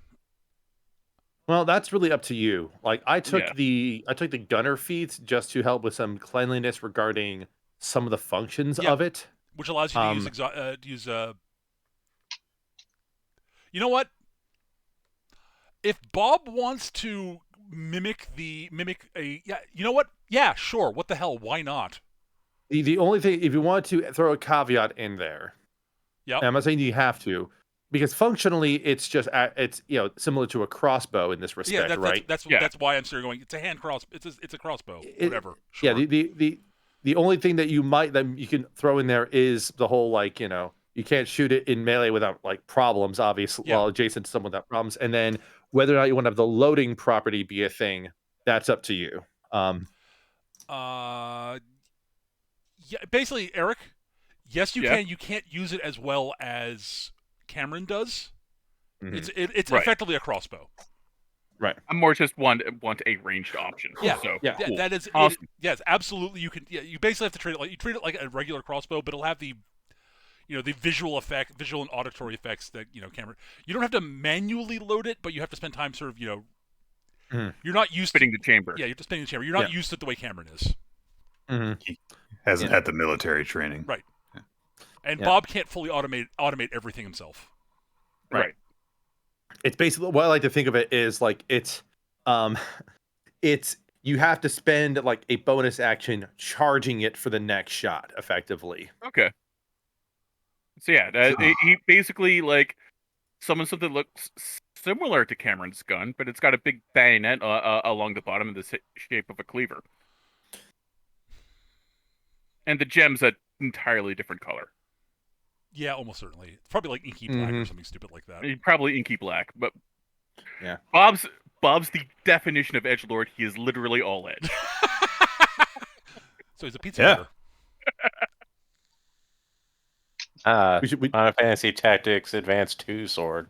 I was gonna say, like we alternatively we could just find all the Shadowbringer's raid weapon designs. Be like, okay, this is just all what Bob looks like. At the same time. Well, anyways, you have that's basically all that's left in the temple, really. Injir, by the way, when you have time and time to study the hammer, you do discover it is in fact a +1 mace, effectively. Ah. That makes it as good as the sphere. Just letting you know. All right. Well, it is magical, yes. Well, we have this tome. I think that that may end up proving very, very valuable when we have the time to properly study it. That's entirely possible. Yes. So I'd say job done. Let's go If home. you guys got heavy things, you can put them in my bag. It literally doesn't care. This is the best bag. I'm glad we came here. Kalia will kind of do the same thing that she did at the last temple. Look for important looking religious stuff. As she recognizes it, great. If she doesn't, she'll be like, okay, do charcoal sketch. There are a few. There are some. As I mentioned, both the books that Injir grabbed are definitely religious. One of which is definitely the according to Injir, is definitely the liturgy of this temple. The other is definitely of religious origin, but it would take some time to figure out what it says, basically. Mm-hmm. It's one of those things that probably Cameron's going to have to assist in some degree. Yes, you will be helpful. Yes. Yes. Right. My guess is that one of them is like an instruction manual. One would hope. It's a servicing manual. It's a service manual. Not like a church service. I'm talking about servicing equipment sort of stuff. It's like that's also the liturgy. So Mm-hmm. It is both a liturgical text and maintenance and a maintenance book. It's like the church of the church of the Porsche 911. It's just like, okay. Yeah, anything that is not nailed down, we're gonna be like, all right, this is coming with us because we got to fucking study it. And anything that we can't take, she's gonna take like some copies of, so that we can reference them to smarter people later. There's not a lot of stuff in here that is like, unlike the last one, which had all those like frescoes and stuff. There really isn't any of that here. Mm-hmm. Arguably, yeah. This place is a lot more. This particular religion is a lot more pragmatic, I guess you could say. I was gonna say having a portable reference manual of some sort way more practical than having your stuff on frescoes. So yes, actually, as a matter of fact. By the way, but how do you get the word? But how do you get the word out? What? No, they will come flocking to our temple from miles to learn about it. How will they hear about it? Shut up, you and your stupid hammers. So, unless we run into any problems on the way out, Cameron's going to be spending time while we travel back to be looking at the rifle and try to figure out what might need to be done to finish it. Yep. While we travel. All right. So before we leave, maybe we should do a short rest. That's probably a good idea. Absolutely. Yeah. I would say that's an excellent idea. Cameron could be doing that during the short rest, but yes, yeah, absolutely you can. Basically, Cameron, I will say for getting the rifle up and running, honestly, most of the parts that are missing are things that are easily. And don't forget, you get to add an extra D6 because of Song of Rest. I meant to do 3 of those. I only did 1. All right, I try that again. So. That was exactly what I needed. But yes, you are able to. You are fairly certain that most of the stuff you can get are that's the pieces that are missing. Is stuff that's either easily. It's like you can say, it's also this really easily fabricatable. Like most of the stuff that's hard to fabricate is already here. Like it's like okay, from the reference stuff you've seen and the stuff you know about your guns, like okay, I need Right. This piece, So- which is like, yeah. I need a tube. Yeah. So what? Yeah. So what?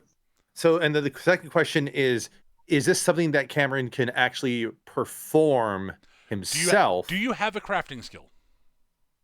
No. So You what- you would need to have proficiency with weaponsmithing, basically. yeah. So this is when that long sword trade in might become into handy there. If you're like, Entirely hey, possible, yes. I got a cool weapon. Do you want to help me finish this weapon? But yes, you have all the appropriate tools, and if you had basically, if you knew weapon crafting, basically, you would be able to do it. You could try to do it with untrained. I would not recommend it. Yeah. What he will do is be like, okay, these sorts of parts are needed. He's going to just grab those types of parts on the way out. Fair enough. So we have all the equipment necessary. But yeah, getting those bits, not hard. You have to find a blacksmith. Well, and we know one, at least one. Yes. Basically, any competent blacksmith can make the pieces you're missing. I hope the blacksmith isn't incompetent back in town. He's not. He is very capable of doing what you need done. Yeah. Cool. But yeah. All right. So you guys have taken your short rest. You've spent your healing surges. You got everything back. You were able to leave the temple without any incident because the temple is not that hard to get out of. Empty. We killed everything. there are no longer any physical threats in the temple. But Only what about spiritual ones. emotional threats? Mm-hmm. That's up to you guys. I don't know. I'm emotionally threatened by rolling 1 on the damn. Hold on. die. I'm going to be a suburban mom in the 80s and assume the temple is filled with Dungeons and Dragons and heavy metal music. I was gonna say administrative threats. How about those? Oh, absolutely. Eric, please. Okay. They wouldn't do it. This temple would not be heavy metal. It'd be industrial. Yeah. Fair enough. Yeah. Yeah. But yeah. I feel like the real here is the legal threat of the matter. We are trespassing. Yeah, and if the Now, technically speaking, we're squatting right now. Yeah. Trespassing and squatting, yes. Yeah. And looting. Ooh. I mean, we're squatting. Are there squatters' rights in this area? How is this town on that?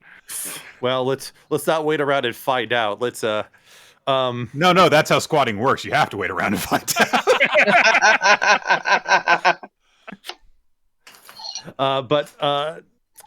Yeah, I'm trying to think if anyone wants to talk about anything on the way back, assuming Absolutely. nothing. You guys have plenty of time to discuss things if you would like. Yeah. There may be some skill rolls coming up at some point, but Yeah.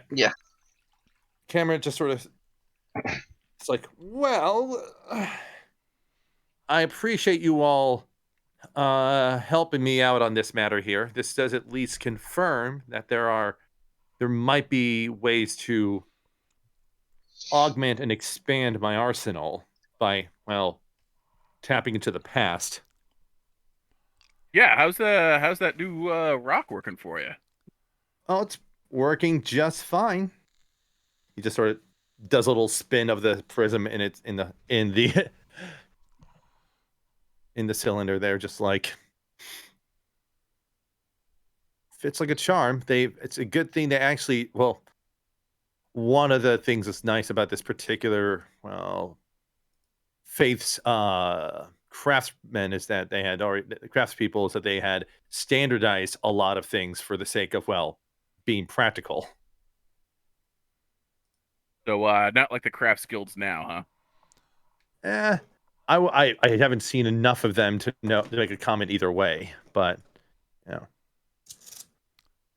No, they're all about like proprietary techniques about like fitting the sword's handle to the haft and like knife makers make great swords. You have to call them knives, and they have to have special handles, and the same thing with swords. And yeah.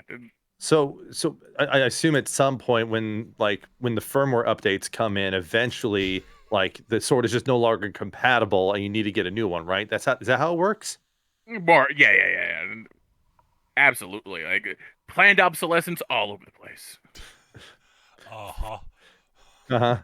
See the you get the protection on it for up to 3 years, and then 3 years and 2 months go by, and all of a sudden it just does. It's really dull and doesn't cut like it used to. Oh yeah, I mean there have been several like lawsuits accusing them of just auto bricking knives after the warranty goes up. You gotta buy these literally like they sneak into people's houses, take their knives, and smash them against bricks for a little bit. No, and then you have the fact that one year they have a sword with a sapphire hilt, and then the next year they have one with an indigo hilt. It looks the same, but no, it's a different color. Oh yeah, you have to bring it back to the dealership to sharpen it, otherwise you break the warranty. This isn't corundum. This is totally how this. No. This isn't corundum. It's counterfeit. Yeah, but Cameron will say, I will definitely say yes. You are correct, Eric. Standardization is not generally a thing. Yeah, outside of maybe some of the dwarf holds, maybe. Mm-hmm. Right. Yeah. And even then, like individual crafters will have put their own like things, their own twists on things, because they're as much artists as they are craftsmen. But Cameron will just affirm like, yeah, but in any case, it does mean a lot to do this as a detour. And Jerry just kind of speaks up. With all these detours, I've been able to test myself against 1 primordial beast and 2 gods, and they all failed. So I'm out here proving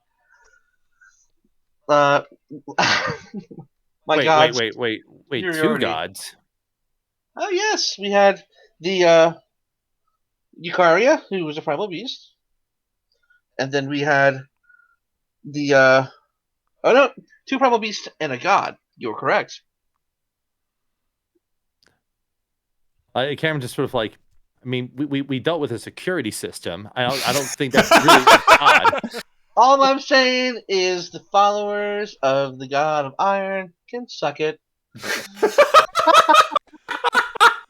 Sure. Yeah, suck those you're by the way, you're still bleeding there. Cameron's just like, better red than dead. They weren't alive in the first place, but also again, craft something and have it still work at pretty good of efficacy for after 500 plus years without any direct maintenance, and then we'll start talking. I'm just imagining they're up on Mount Olympus. There's just a pile of the dead gods. They're like, we gotta get that guy. This temple thing is a better idea than I thought it would be. Bob's happy because they got to break something really powerful and old. I'm happy because we got gold. You're happy because you got your your new rock. Injur's happy because he got to beat up something. I think this worked out pretty well for everybody. We didn't find a way back. Yeah, that's the only thing that I was hoping for that we didn't end up seeing is some sort of portal, but no, there was no portal here. Kalia, for the record, does not look very happy. She rarely does. I don't think she's looked happy in front of anyone in this party yet. But Glix is convinced that like her happy face is just like is the same as her angry face and her sad face. Mm-hmm. Like Kalia just does not express emotion. I mean, to his credit, he has no evidence yet to contradict that assumption. Mm-hmm. Like that is not even like a gross underestimation or miscalculate. Yeah, oversimplification on Glix's part. She has given him no reason to think anything other than that, given what she has shown him thus far. So, but yeah, so like, Keto is also not too thrilled about being harmed as much as she was. She is not used to that kind of thing, and she does not like it. At least there weren't stairs in this temple. Yeah. Not a single This one. is true. It was all one floor. This is true. All right, so the craftsfolk among shorewalkers are the least of the architectural jackasses. Got it. I mean, I'm thinking back to the whole, like, what was the original purpose, the original designed purpose of air conditioning? It was not for the benefit of the people, it was for the benefit of the stuff being worked on. Yep. At any rate, so you travel on for a while. I would recommend you camp out the same place you camped out before, because it's a clearing and reasonably easy. Smart. Yeah. To and then defend. it'll be most of a day to get back to town after that. All right. So we head back and we long rest. Yes. Along the way. Cool. So you have time to look at the books if you would like. Which, of course, Engineer does. All right. So, as I said, with Cameron's assistance, so Cameron, the text in the liturgy is fairly decipherable. It's not your native tongue, but you are able to piece it together. It's both liturgy and useful information on, like, maintenance and repair and building stuff and the like. Because a lot of that stuff is tied into this particular religion's, into the religion of this god's faith, is largely built around, building stuff. It's like Cameron's like, I will be honest, they're losing me a little bit trying to say that a pilot hole is not only an effective way of drilling through an object, not breaking it, but also an effective way of drilling into the soul when dealing with people in distress. I think that's a bit of a reach on their part, but Trepanning. I was even thinking that I was thinking more like metaphorical in that respect, but yes. I know. Bob has opinions on trepanning, mainly because people use it to get rid of demons, and he's just rude. But Cameron's just like, yeah, okay. But yeah, any specific notable things to draw from that book is not particularly useful. It is not useful in the sense of helping you find out stuff for your immediate concerns, but it is a interesting religious text. The other book is definitely written by a clergy. It's definitely religious in nature, but it's not like it's more of a basically it's largely a book about, a part of it is the sort of talking about the various other deities from the point of view of the clergy, this particular faith. Interesting. Yeah, this the is other like deities and their faiths. This sounds interesting. Oh, yeah, it's definitely Cameron, interesting. Yeah, Cameron is definitely taking time to sort of like parse this out. I don't have all this written out yet for obvious reasons, because there is much. Yeah. And I can't write all of it up all at once. The things of note, the head priest of this particular place, the guy who wrote this book, definitely had a dim view of the Lord of the Sea of his era, which is not an uncommon sentiment from what you remember, Cameron. Yeah. Trying to think of what other important. So that's part of it. Is that the other part of it is the second half of the book is talking about the other bit that you notice in there is that for some of them, and I will. They do talk about other local temples to other faiths in the general area. Right. So there is mention of the Sea God's temple off in the direction you're used to. Right. There is a temple to the Lord of Fire way towards the center of the island, the way center of the area, which, from reading the description and looking at the map you have, roughly coincides with that there volcano over there. I know, shocking. I know. There, from what you can read in the section on the God of Fire, they definitely had the Lord of Fire, or I haven't fully detailed that particular deity, but and the Lord of Earth and Crafting had a fairly amicable relationship, from what you can tell. Their clergies definitely did. And that, again, tracks with what you remember. They get along reasonably well. Interesting. Okay. Largely because their spheres of influence didn't overlap. They didn't step on each other's toes much, basically. Right. And their nations basically had, it's like, yeah, and the Lord of Fire definitely had they had temples for each other. Each of them basically had more dominance over a particular nation, and they were open to temples from each other's religions. They sort of open. So yeah, you could set up a temple here. That's fine. Whatever. Yeah.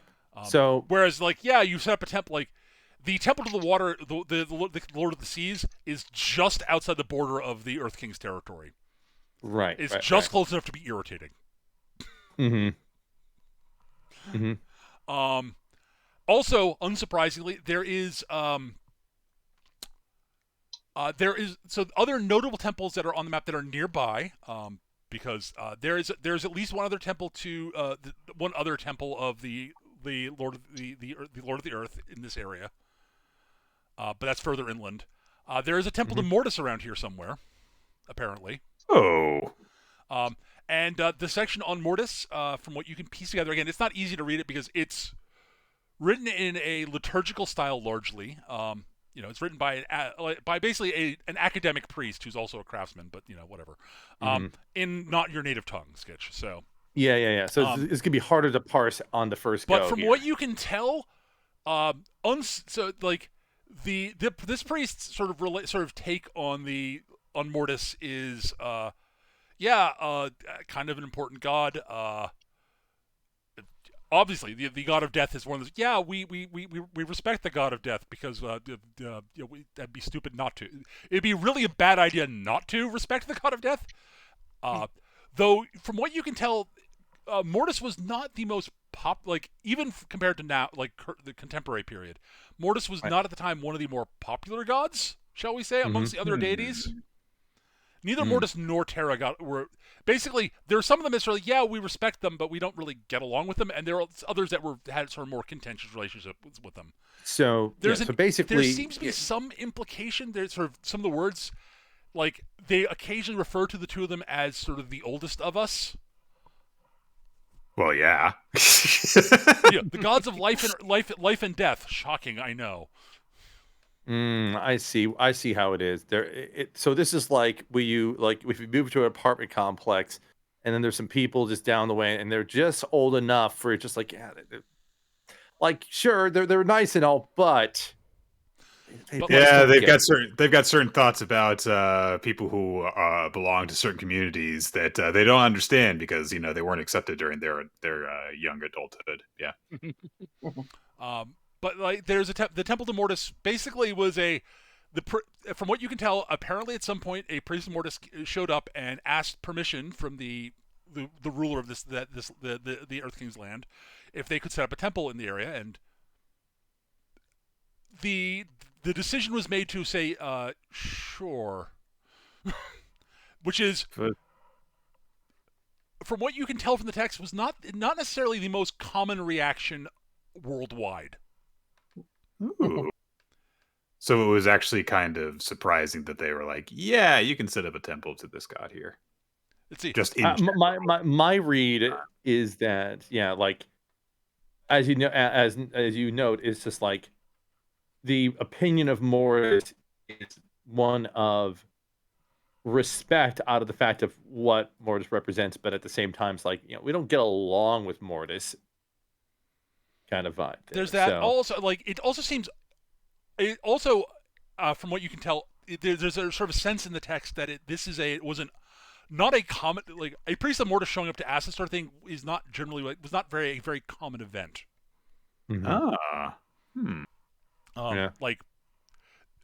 Everyone knew, they're priests of Mortis out there, but they weren't from what you can tell from reading through this, the implication is they were not very publicly known in general, which is different than the current era.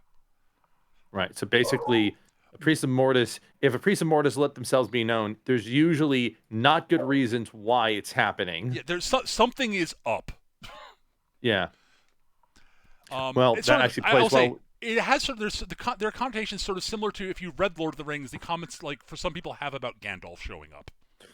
Well, like I mean, unintentionally, this gives credence to Cameron's rather standoffish reaction to seeing Kalia's holy symbol initially. Sure.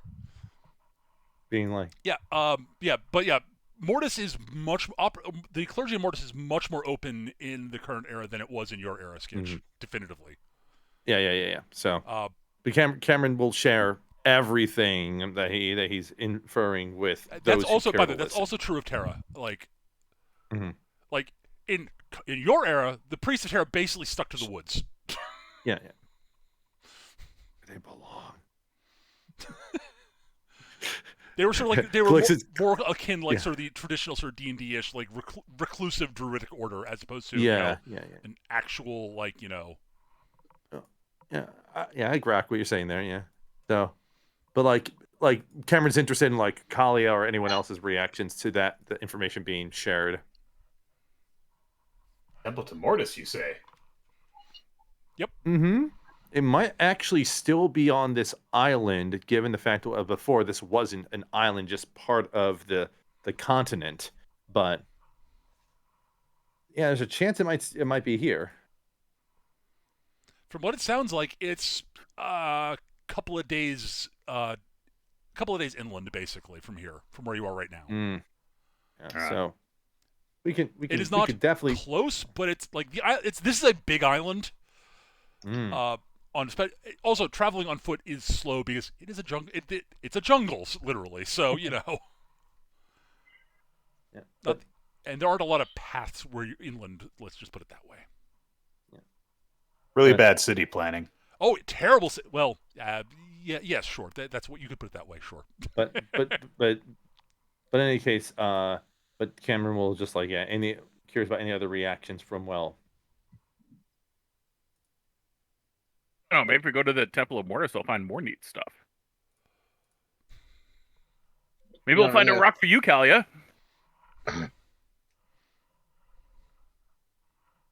Perhaps it would find something of greater importance. Well, it would be interesting to see, because we're talking about a Temple of Mortis that was before the war, and likely hasn't been touched since then. So it'd give you a little insight about the nature of followers of Mortis from, I guess one way to say is the before times. At this point, she kind of speaks up. We still need to head back to town, though, and meet up with the elders, unless we're going to just disappear into the jungle. Well, we'll do it in the morning, obviously. Listen, if we disappear into the jungle, then I can't get my refill of this jug. Aww. Kalia will nod in agreement. After all, it is only the polite thing to do. Yeah, I got business to do with the blacksmith in town anyway. I finally have a use for this sword. He points to the +1 long sword. Plus, I believe we all use a good chance to recover after that ordeal. It was a little more brutal than usual. Brutal, you say? That was a pretty good fight.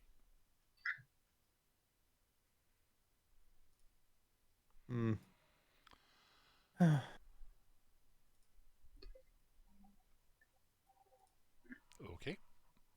Well, unless there's anything else, I mean, it's up to you guys, obviously. It is evening, it is morning, it is a new day. Away! All right. So, before you set out, on the plus side, if I remember correctly, Kalia was actually blazing your trail you were taking to a certain degree. I did specifically note that if we were going through dangerous areas where like dinosaur eggs were, or dragon eggs, whatever you want to call them, that yes, I was making noise so that I remember you. I think you mentioned something about marking trees and such as you were traveling, so you knew roughly where you were going. That wasn't me who said that, but yes, we were doing that. I remember someone mentioning it. I thought it was you, but it might have been someone else. I thought someone mentioned that, so You have a trail to follow back, so you are not going to get lost. I'm not going to make anyone have to make a navigation roll. This time. Well, this time, yes, obviously. You are able to find your way back reasonably easily. I would like from everybody, at least, I would like everyone to give me a survival check. Or if you would prefer a Constitution save. Oh, I'm going to take the Constitution save every day. Yeah, look at that. Yeah, I'm better at the con save. But not much. They're exactly the same for me. They're the same for me. So I made an 8. All right, good to know. So noted. I will keep track of that. All right. So yes, you slog back through the jungles. The weather is oppressively. It is oppressively warm and humid. And Glix, Cameron, and Kali are feeling it more than Ash and Sito this time. Than Inger and Sito, I should say.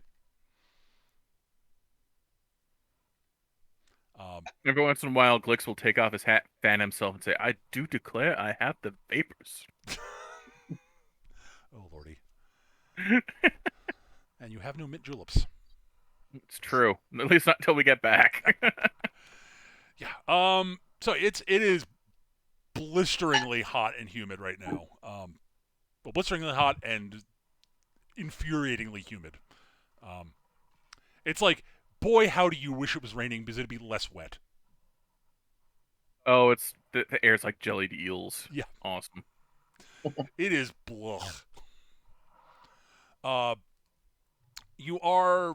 You do run across a few dinosaurs on the way back, but they are the herbivorous variety. You run into a couple of you do run across the path of a. There's a brief moment where you do have to take sort of a bit of a pause and hang back as a herd of basically apatosaurs goes by. And it's not so much that they're aggressive or anything like that. It's just they're very large and very determined to be going in a particular direction. Yeah, it's like, when you come to a train crossing and you just have to wait for the train. Yeah, exactly. Yeah. Except they're not as fast as a train. Or at least they're not moving as fast as a train at the moment. They're sort of stomp, stomp, stomp. They have no need to run right now. But yeah, they are very large. It's like,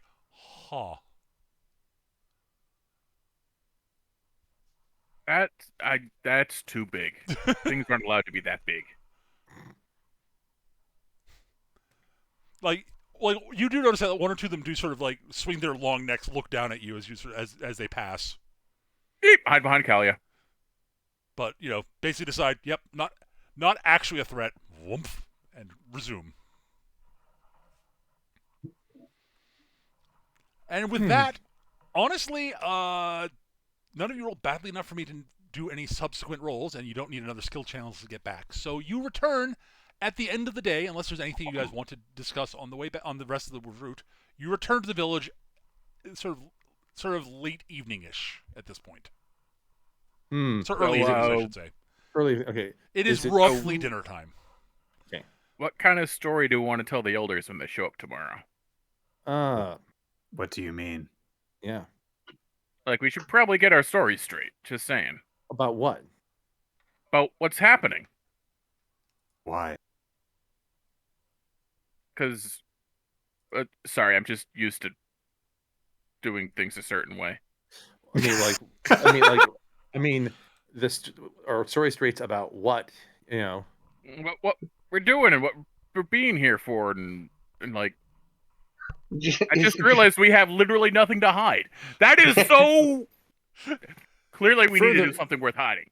Furthermore, depending on how they will look at situations, if the stories are too similar, well, that will look suspicious in and of itself too. So. Right. But I know the score. I know how to handle these sorts of things. It's just we're not to have to handle these sorts of things. Yeah. I think the fact that we've done at least some work to help the village is also a mark in our favor. So. Yeah, and you're just like, I don't know. We've been rather pleasant guests. We haven't caused any trouble in town. We haven't brought any trouble to town, as far as we know. We haven't broken any rules, as far as we know. We really don't have too much to worry about, unless they're all, like, secretly a evil cult. I mean, that's a possibility. Fortunately, I have experience in dealing with such matters. We've all had recent experience with that, for sure. But I'm going to see if the blacksmith is available, at least for a product to be turned in before we turn in for the night. But if anyone wants to come with, they're welcome to. Sure, I'll keep you company. We gotta swing by the liquor store anyway. The liquor store is just the guy in a hut with the liquor. Yeah. Gotta swing by the Packies. Oh dear. Where does he get the little brown bags from? All right, so you're back in town. You were able to, if you feel the need to cool down or wash off or anything like that, there are plenty of options. Not the least which there's an ocean over there. Yeah, that's probably Ingir's plan after like bleeding everywhere during that fight.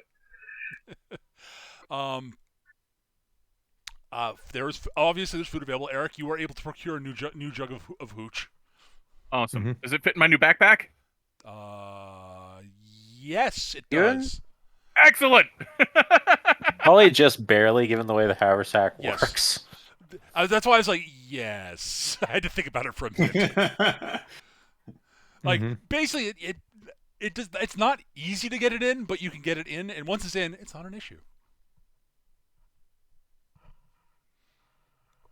But yeah, it'll barely fit into the main pack section.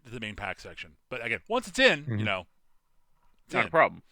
It's just right. Each of the pockets can hold way more than they should be able to hold, but you have to be able to fit it in there in the first place. Right. So, yeah, this jug is just barely small enough to fit in. Barely. But yes, food is had. You're welcome back into town. There are people here who seem many people here seem to be genuinely pleased to see you. The rest of them are sort of at worst indifferent, honestly.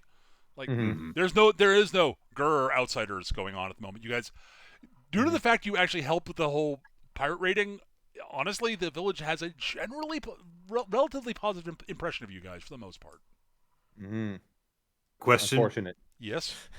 Speaking of said pirate crew, are the captain and the people she brought with her still there? No, they have gone back. Gotcha. So those negotiations did probably go quite well then. Yes, actually, they went about as well as could be. From what you were hearing, they went about as well as could be expected. Basically, it was never going to be like, yes, we are now friends, etc., etc. But it's like, yeah, they've achieved an accord has been reached. From what you're hearing, the captain has agreed to pay some reparations for the raiding that they did. In exchange, the shipwrights have agreed to help her build with, they're not going to build it for her for gratis, but they will, they will help her build an actual ship. If she wants to go out there and sail to her death, they're more than happy to help. Well, I think it's more just to get from one settlement to the other with, without going overland. Yeah. Well, and also, she is a pirate. I want a goddamn boat. There's that, and there's a lot of practical reasons for it. One, no more dinosaurs. Two, easier trade. Also, there are other islands in the area. Yes. I will again point out the fact we know there are giant mesosaurs in the water. So I will again say, if she wants to die out there on her own, she can do it. Well, listen, boats don't taste good. All right, that's your safety. Especially when you cover them in that like anti-biting spray. You just make it. You build Unless the entire thing out of really weird. No, you just build the entire thing out of Nintendo Switch carts. That's how you keep anyone from ingesting them.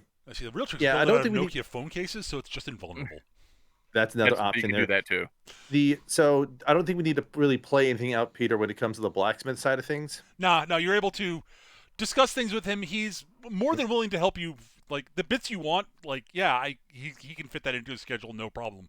It'll take a day or two, but Yeah, he's like, okay, here's the part, here's the layout, and hey, this sword. And trade. What do you want for it? I mean, I'm only like you don't need to. I don't need it for what you're asking me. That's small work. Okay. Like if there's stuff you want in addition to that, I'm open. I'm interested. Well, it's a good sword. It's a good sword. It's a good sword. I figured that it would be at least a basis for at least some sort of exchange. The only thing I could think of is the type of weapons you have here otherwise are not quite conducive to what I need, but I'll keep that in mind. If you're okay with just doing the work outright. I mean, just, if there's something, you got something smaller to trade, definitely. But like if there's more work that needs to be done that I can help with, I'll be more than happy to do it. Like, but a sword of that quality, I'm just making a few small pieces and helping you fit stuff together proper. That's fair enough. I just don't have much smaller than this, unfortunately. The trade is my problem. Well, we'll see what we can work out. We'll find out. Yeah. All right. I'll start working on this, and worst case, we can do the sword, and I'll find something to throw in with it. Fair enough. Yeah, I'll get to work on the bits and pieces on these pieces. I mean, it's not going to be like, it may turn out that like making stuff like this small and this precise is more work than I think it's going to be, but yeah, we'll figure it out when that time comes. Yep. So. All right. Let's see. Okay. So from there, you are able to rest for the night, and in the morning, after you have had breakfast, unless there's anything in particular you want to do, is roughly when. Cita's just been doing her central performance stuff during this entire time. I figured. If there's anybody you want to seek out and talk to before the event happens, because the event's about to happen. While we're at the blacksmith, I do have a thing I want to do, but I'll let you go first. Eric. Okay. Just out of curiosity, does he have any shields kicking around, small ones? Oh, sure. He's buckler sized. Yeah. Yeah. Absolutely. Yeah. What do you want for one of these? He holds up one with he holds up a small one. Basically, he wants sort of. Ideally, he'd like list price in price for basically list whatever the PHP's list price is for a shield that size, but in he'd prefer in cowrie for obvious reasons. That's the main local trade currency. I don't think I have enough cowrie. We have from the gambling. Cowrie. Oh yeah. I forgot to write down the cowrie I got from. We have enough for the shield though, you do. And for the buckler. Yeah. Buckler, absolutely, Let's add a shield to my equipment. There you go. You now have a buckler, or whatever, a small shield of whatever size you particularly want. Absolutely. It's basically just a buckler. I mean, he's a goblin, so a human-sized buckler is going to be a shield more than enough. Shield for him, yeah. All right, Nick, what was it you wanted to do? I am going to seek out the. I believe it was. I did speak with a priest when we first got here. Yes, I believe you did. I was at the time I was looking to see if there was anything I could do. But I'm going to go and try and find him. So. All right, I'm trying to remember which priest it was. Yeah, it's been several weeks. Yeah, I'm just trying to find more. I tried. Did I forget to write this down? Write the priest down on my notes. I probably did. The person we talked to was the village elder, wasn't it? I know you talked to her. She mentioned there was some other priest in the area. I'm remembering that.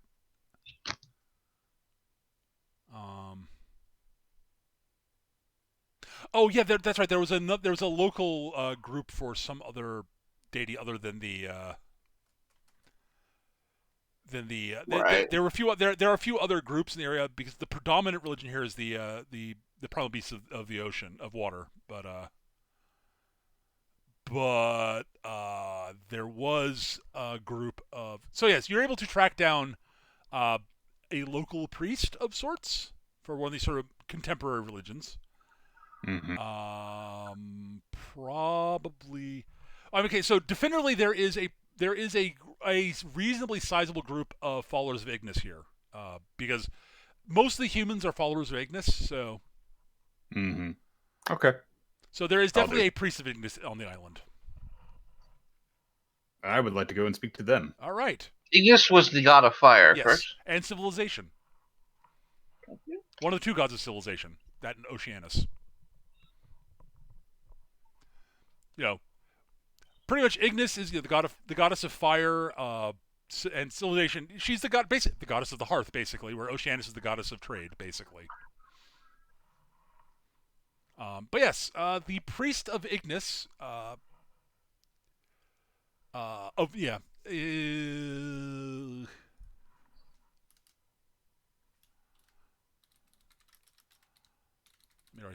working on a name here quickly. I'm consulting my list of NPC names that I've got.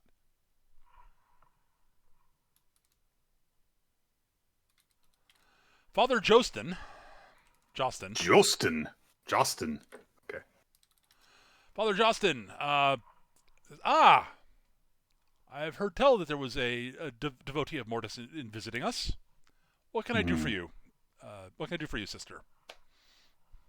I would ask for your counsel for a time. Very well. Please have a seat. Would you like some tea? Please. It's about as close to tea as we can get here, honestly, but, it's not actually tea. Stupid plant life. It's a different type of plant, but you can steep it in something roughly equivalent, so, And he brews some and sits down and says, so what can I do for you? How can I help? Where I come from, at times that I am experiencing, someone in my position would seek out counsel from a member of her own order, or failing that, from a member of her own faith. But there seem to be very few, if any others of that nature here. So I have come to you because it is my expectation that those who are new arrivals here might often come to you for advice. Fairly common, and you might have some experience in this matter. Yes.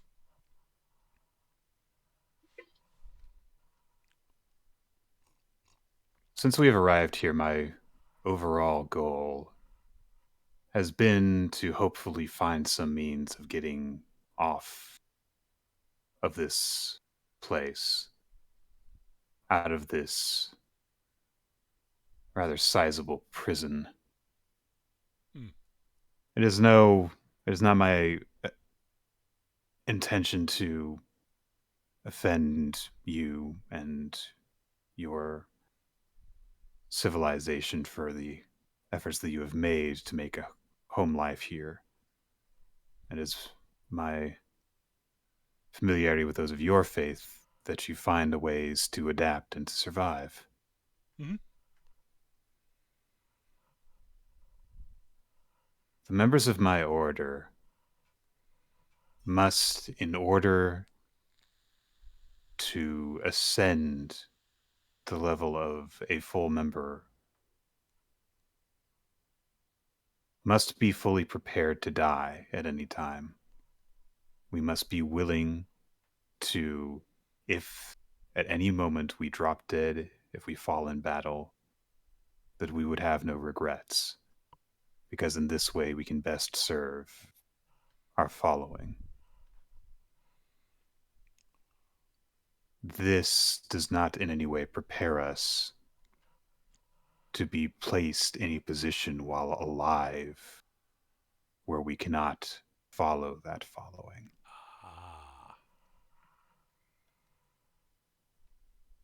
I have not yet abandoned hope that I will find a way to solve this problem and go my own way and continue to serve the will of Mortis, to bring death to those who need it, to bring comfort to those who fear it. Yet, with each place that we find where I find no answers, the possibility seems to grow increasingly more certain that I will be here for a time. And so if I am going to be here for a time, then I must find some way that I can serve that purpose. Or else, what is the point of me having survived my trip here? Hmm.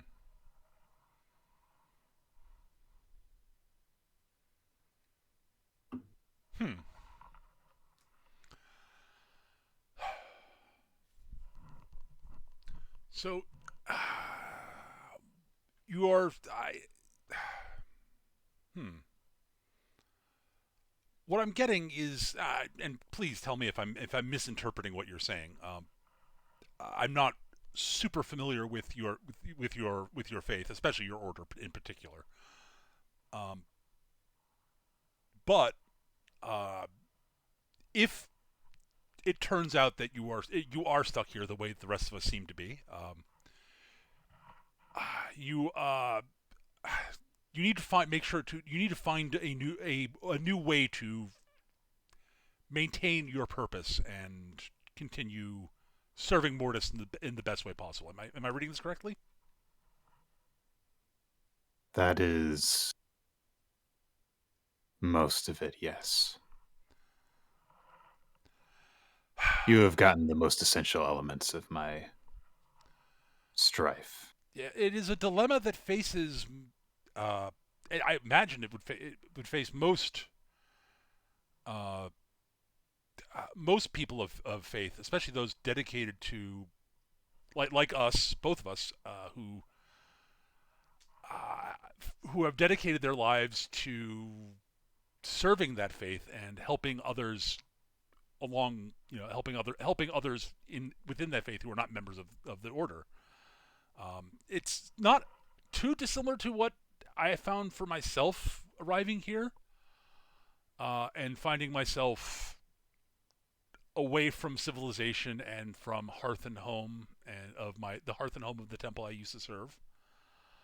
I can't say specifically what you should do, but I can perhaps at least help by saying what I was able to do for myself. My faith is different than yours, obviously, but I found that by working with the community I found myself in, and helping to,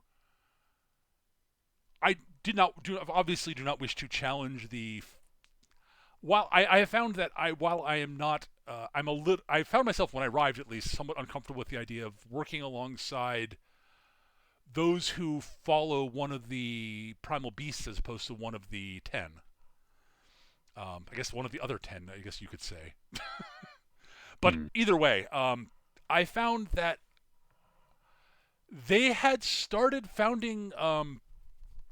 They had their own take on civilization and hearth and home, and I went and attempted to find commonalities and a way to bring the lessons of my faith and my God to the community as a whole, and to serve those who.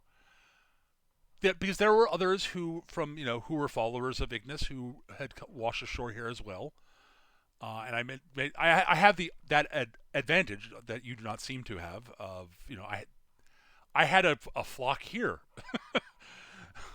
They were not my flock from back home, but that's I have a new one. So I took the opportunity to help build this growing civilization here. And I found that while there are definite dissimilarities between the followers of the Beasts of the Waters and the followers of Oceanus, there are some commonalities as well. They are less interested in trade and commerce as the Followers of Oceanus, and they're not as fixed on sort of the rules of civilization as established by Oceanus or by Ignis. But I found that there were enough commonalities we were able to work together to make this a better place for everyone, which is sort of one of the general goals of, at least the way the members of my faith that I interact with, we've always interpreted that as being one of the lessons that Ignis brought. She is a passionate goddess, shall we say, but she is also very, very firm on the rules of hearth and home and community. So I basically found a way to basically work with the community at large and make this a new home. Now from what I understand, you are more of a traveling member of your faith, and I'm not sure you are cut out for settling down quite the same degree I am.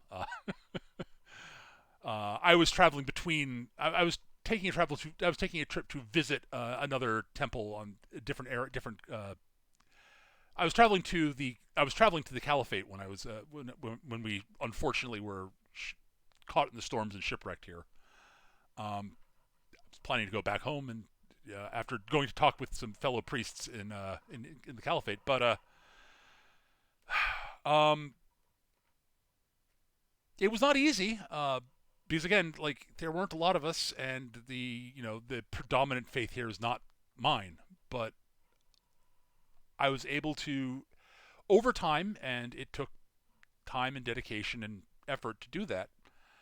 But I would also say, while that is definitely something that you might want to put some mind to, I would not be surprised, given your particular order, from what I'm understanding, and what I know of Mortis, I would not be completely surprised if there was still hope for you to get back home. It might just not be, it just might not be easy. Because from what I understand, Mortis is not one for the easy route on anything. See. Well, I thank you, Father, for your time and your insights. I hope I was of at least a little help. If not, the conversation is at very least pleasant. You are always welcome to come by and chat whenever you're around. I thank you for that offer. Of course. And for your own sake, I would hope that the purpose that I seek does not involve those near you. Understandable.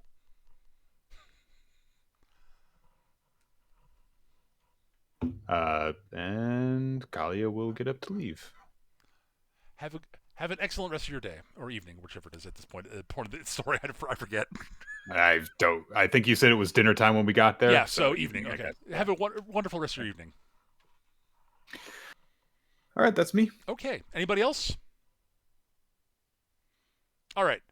So then, in the morning, sort of shortly as you guys are leaving breakfast, you hear what sound like horns from outside the village. And the gates are opened, and in walks a procession of basically it looks like the easiest sort of implication is it very much looks like a group of temple guard, largely escorting what is very clearly a Panlocan being borne by a group of very stout warrior types. You can see more of the back. It's very clear that they probably trade off carrying the Panlocan, which is basically covered with a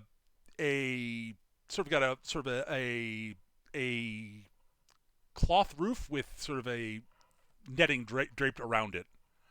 And it comes into the village. The Panlocan is set down. They bring up a ramp to the side. The and you basically it's brought into sort of the out in front of the elders' residence, where the panel is very gently set down. They bring out a ramp. Everybody in town is sort of in the general vicinity of this, pretty much. You guys have been asked to come here because you are the subject of what's going to be happening in the near future. And the village elders there to meet. Well, the curtains are pulled aside, and wearing very ornate actually surprisingly ornate ceremonial robes, is a elderly Naga woman who comes slowly slithering down the ramp provided. She's has her hair pulled back in a very intricate sort of almost like sort of a bun feeding into a long ponytail. Her skin is very pale, and her scales are in fact basically almost sort of iridescently white.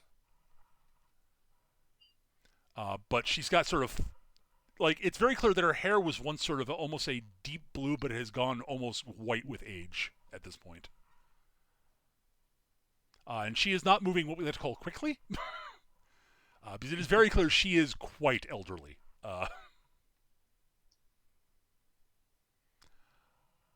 She slithers down the ramp, pauses in front of the village elder, who is bowing very respectfully to her.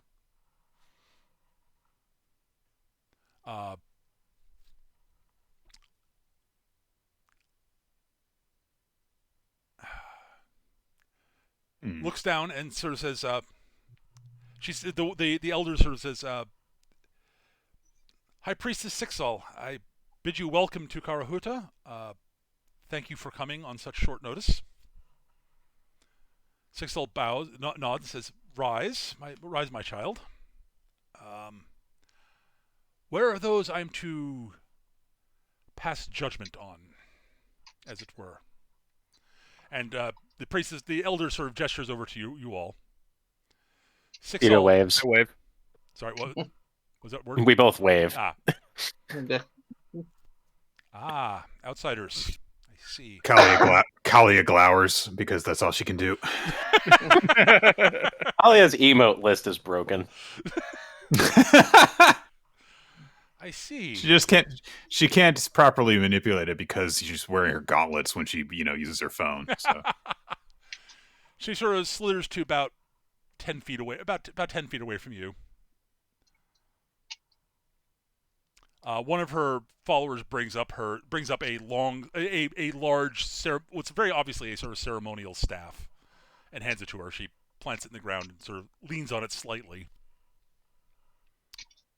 So you are the 5 who emerged from the Fire King's Temple, I take it. No, the Ocean King's Temple. Am I correct? That's us. We absolutely stumbled ass backwards into your fine little town here. I see. Well, I suppose we're going to have a bit of a discussion about this. There are more stairs involved with our egress than our entrance, I can tell you that. I see. She says, sort of looking at... She glances sort of perplexedly at you, Sito. I see. He gets it. Very well.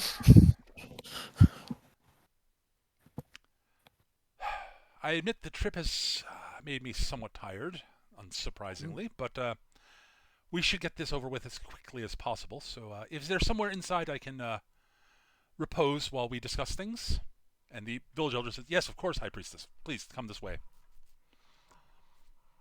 They lead her over to back to the elders' domicile, which it didn't really sink in when you guys were here before.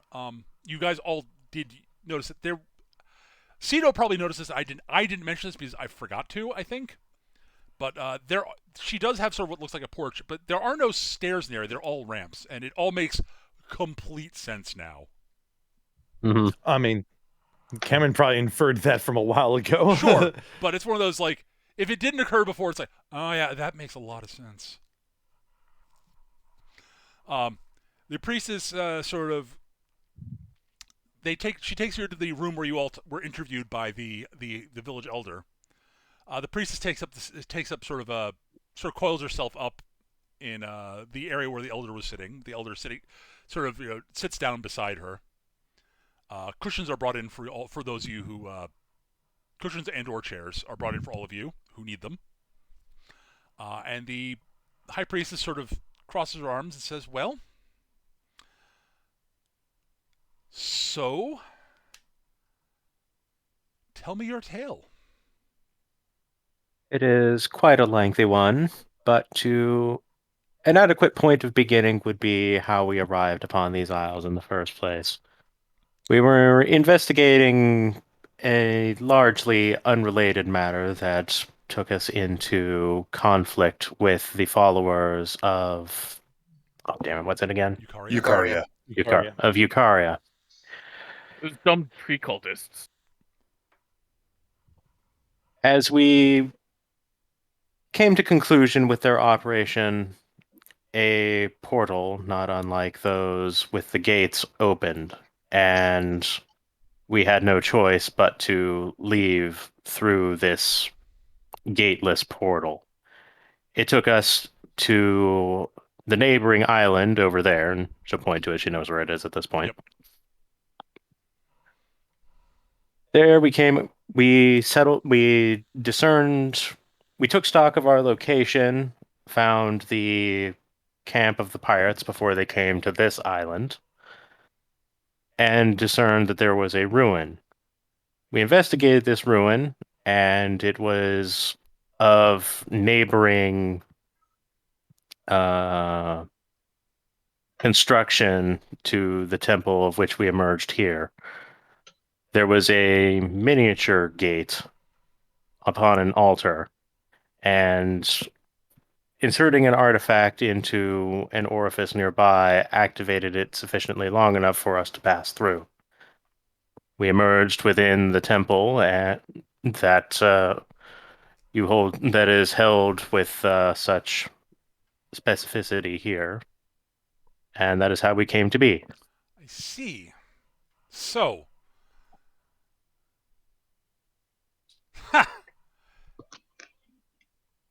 so the clergy of the Ocean God had a hidden little portal, a little hidden mini gate in their temples. I see.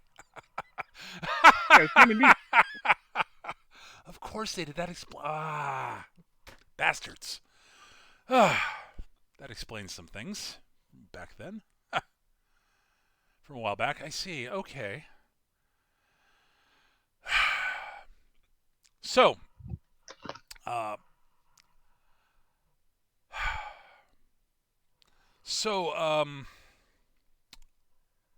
interesting. And I've heard tell that you've helped out Karahuti here with an issue were having with some pirates, I'm hearing. Indeed. Oh yeah, we got them all worked out. They're going to be all like friendly, like all amenable to trade and that sort of thing. Interesting. When we came across their camp, there was a journal, and that provided some insight to a few to the first mate of theirs, first mate Barnes. After initial direct contact, with one of their patrols, we were able to discern that the captain and the first mate were quite amenable to reason, and we discerned it to be more effective to settle the matter with diplomacy rather than force of arms. Interesting. Well, it is a solution that, at least a temporary one, so, and it has improved the situation here, so I thank you for that. Zeta will nod in response. Well, let's see. It is very clear that you did not intend anything ill by violating the sanctity of a forbidden territory. You had no knowledge, obviously. But you still did tread on grounds upon which they must not be tread. Kali is going to very slowly move her hand closer to her axe. I presume that the reason for such stipulations are of a historical nature. Within the twin temple found upon the other island, there were various murals that provided a perspective, I think we can say. I trust that the denizens of this island in times past did not get along particularly well. Well, historical is definitely part of it, but there are reasons why it is unwise to tread upon that which is on territories belonging to deities whose time has passed. She says, she sort of looks over at Kalia. Tell me, disciple of Mortis, what is the opinion of your order on desecrating a tomb? Even one belonging to one you dislike. Glix is going to step back.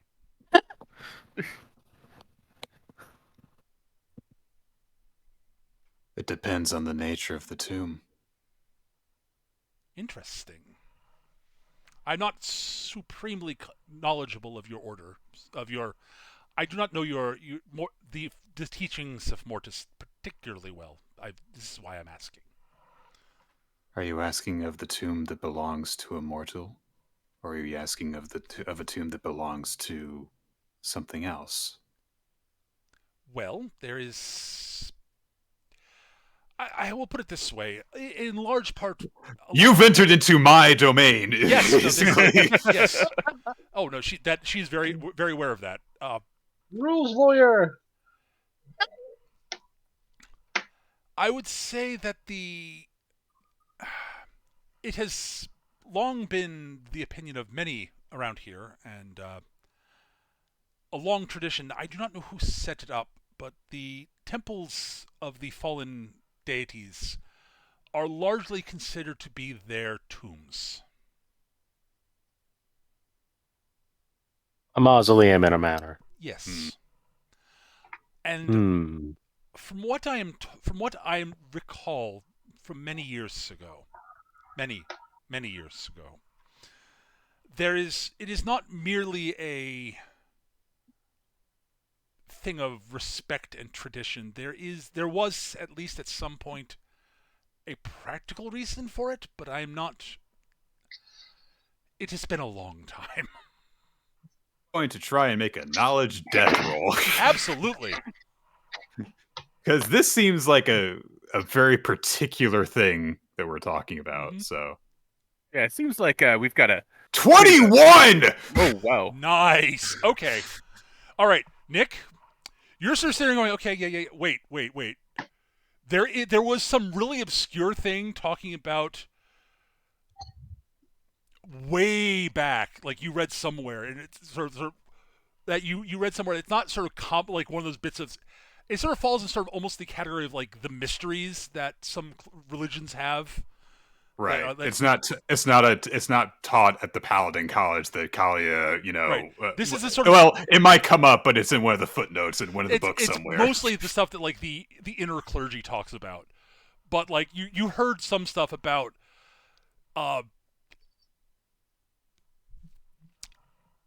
when a god dies, it's a little bit different than when a person dies. Exactly. Right. And so there is definitely something like wherever sort of the god had power, sort of almost like there's sort of like an echo of them will still remain even after their passing. And disturbing that echo can be problematic. When she thinks about that, does she also think about the fight we just had with the armor? Maybe. Oh. I mean, yeah. I mean, it will vary by deity and how important they were in the particular area, and how important that the particular, like, you know, like if it was like at a deity's grand temple, they would have the echo would be stronger, obviously. Gotcha. So maybe, you know, like some nice craftsmen that just kind of didn't really have problems with anyone, as opposed to the people who ran this entire area by and were by I mean, the that was ocean and such. yeah, to a degree. Although I will mention the god of Earth's craftsmen were a very paranoid and reclusive cult, to some degree. But yeah, right. I'm hearing here is a certain issue involving cultural differences. Not exactly. Maybe not for your culture. What I believe that the elder is trying to say is the consequences of our having been in the temple have very little to do with our intentions in entering it. The consequences would be dire in either case. Potentially.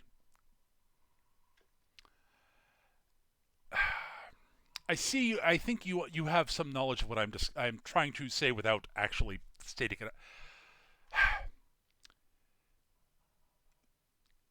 When there are echoes of the fallen eight throughout the world where they once had power, and it is generally wise not to disturb those echoes unless necessary. It sounds like it was of a for you personally. The using the gate and traveling here was, and you had no way of knowing this, obviously.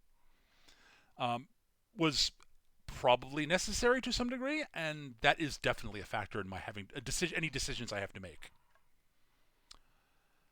There is a theory that I had some days ago.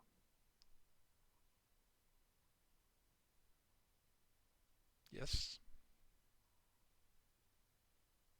The thought had occurred to me that this would be a burial grounds for such entities.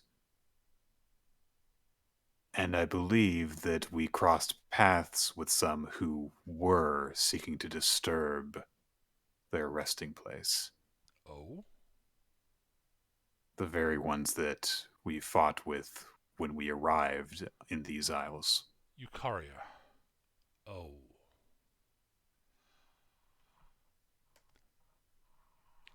Interesting.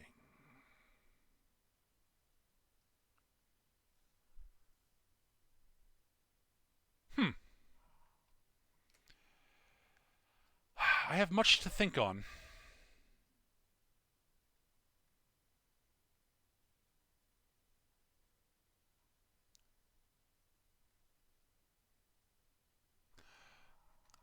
Disciple of Mortis, I apologize. I did not ask for any of your names, and I will get those later. But what was your name? I am Kalia Vecnost, member of the Order of Eternal Silence. Miss Vecnost, I appreciate that you have some understanding, at least. And you have given me much to think on. I am afraid before I make a decision, I must at least observe the temple. I have much to do today. I cannot pass judgment yet, but I will say my initial inclinations are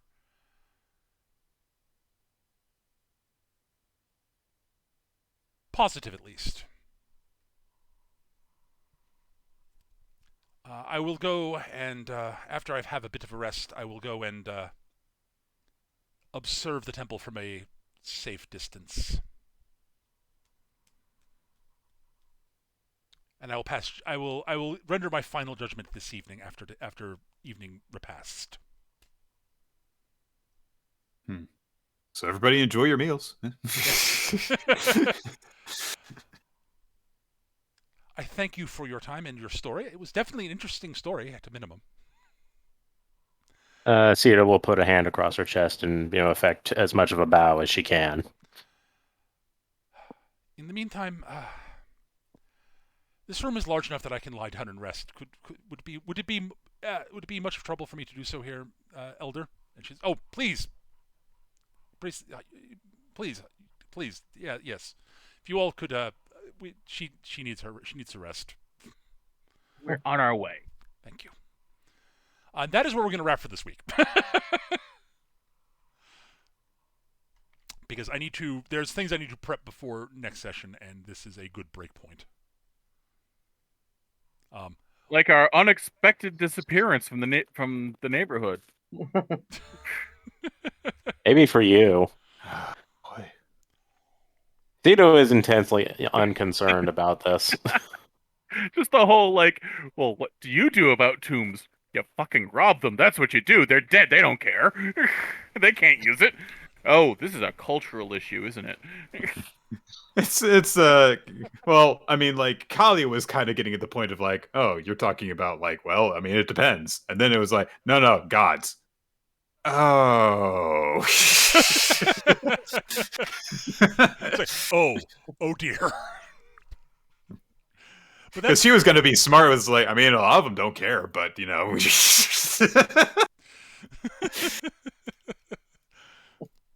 Anyways, that's going to do it for this week. Thank you, everybody, for watching. If you're watching, thank you for watching. I hope everyone who's playing enjoyed the session. Yeah, so final judgment from the priestess will be next week. It won't be a big shock. It'll probably be reasonably positive. Judgment! Well, spoilers, they're not going to have you put to death. Yeah, good for them. I've rendered my judgment. Bring out the guillotine. So it might have melon. Bring out Light the fire! guillotine! Light the pyre for our barbecue. You are not going to be fed to the Mosasaurs. Congratulations. Hey. They start throwing effigies of us inside. Yes, so your souls may be free. From now on, we will celebrate by having raw baked versions of the Avatar.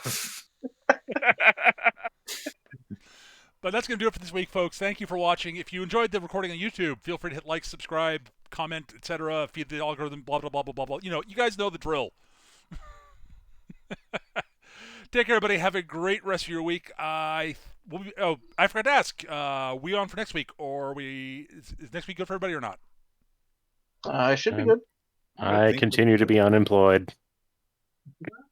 Yeah, I think next week should be good for me. Okay. So. Yeah. All right. Let me know if it isn't, and if we have to punt or anything like that. But that's gonna do it for this week, guys.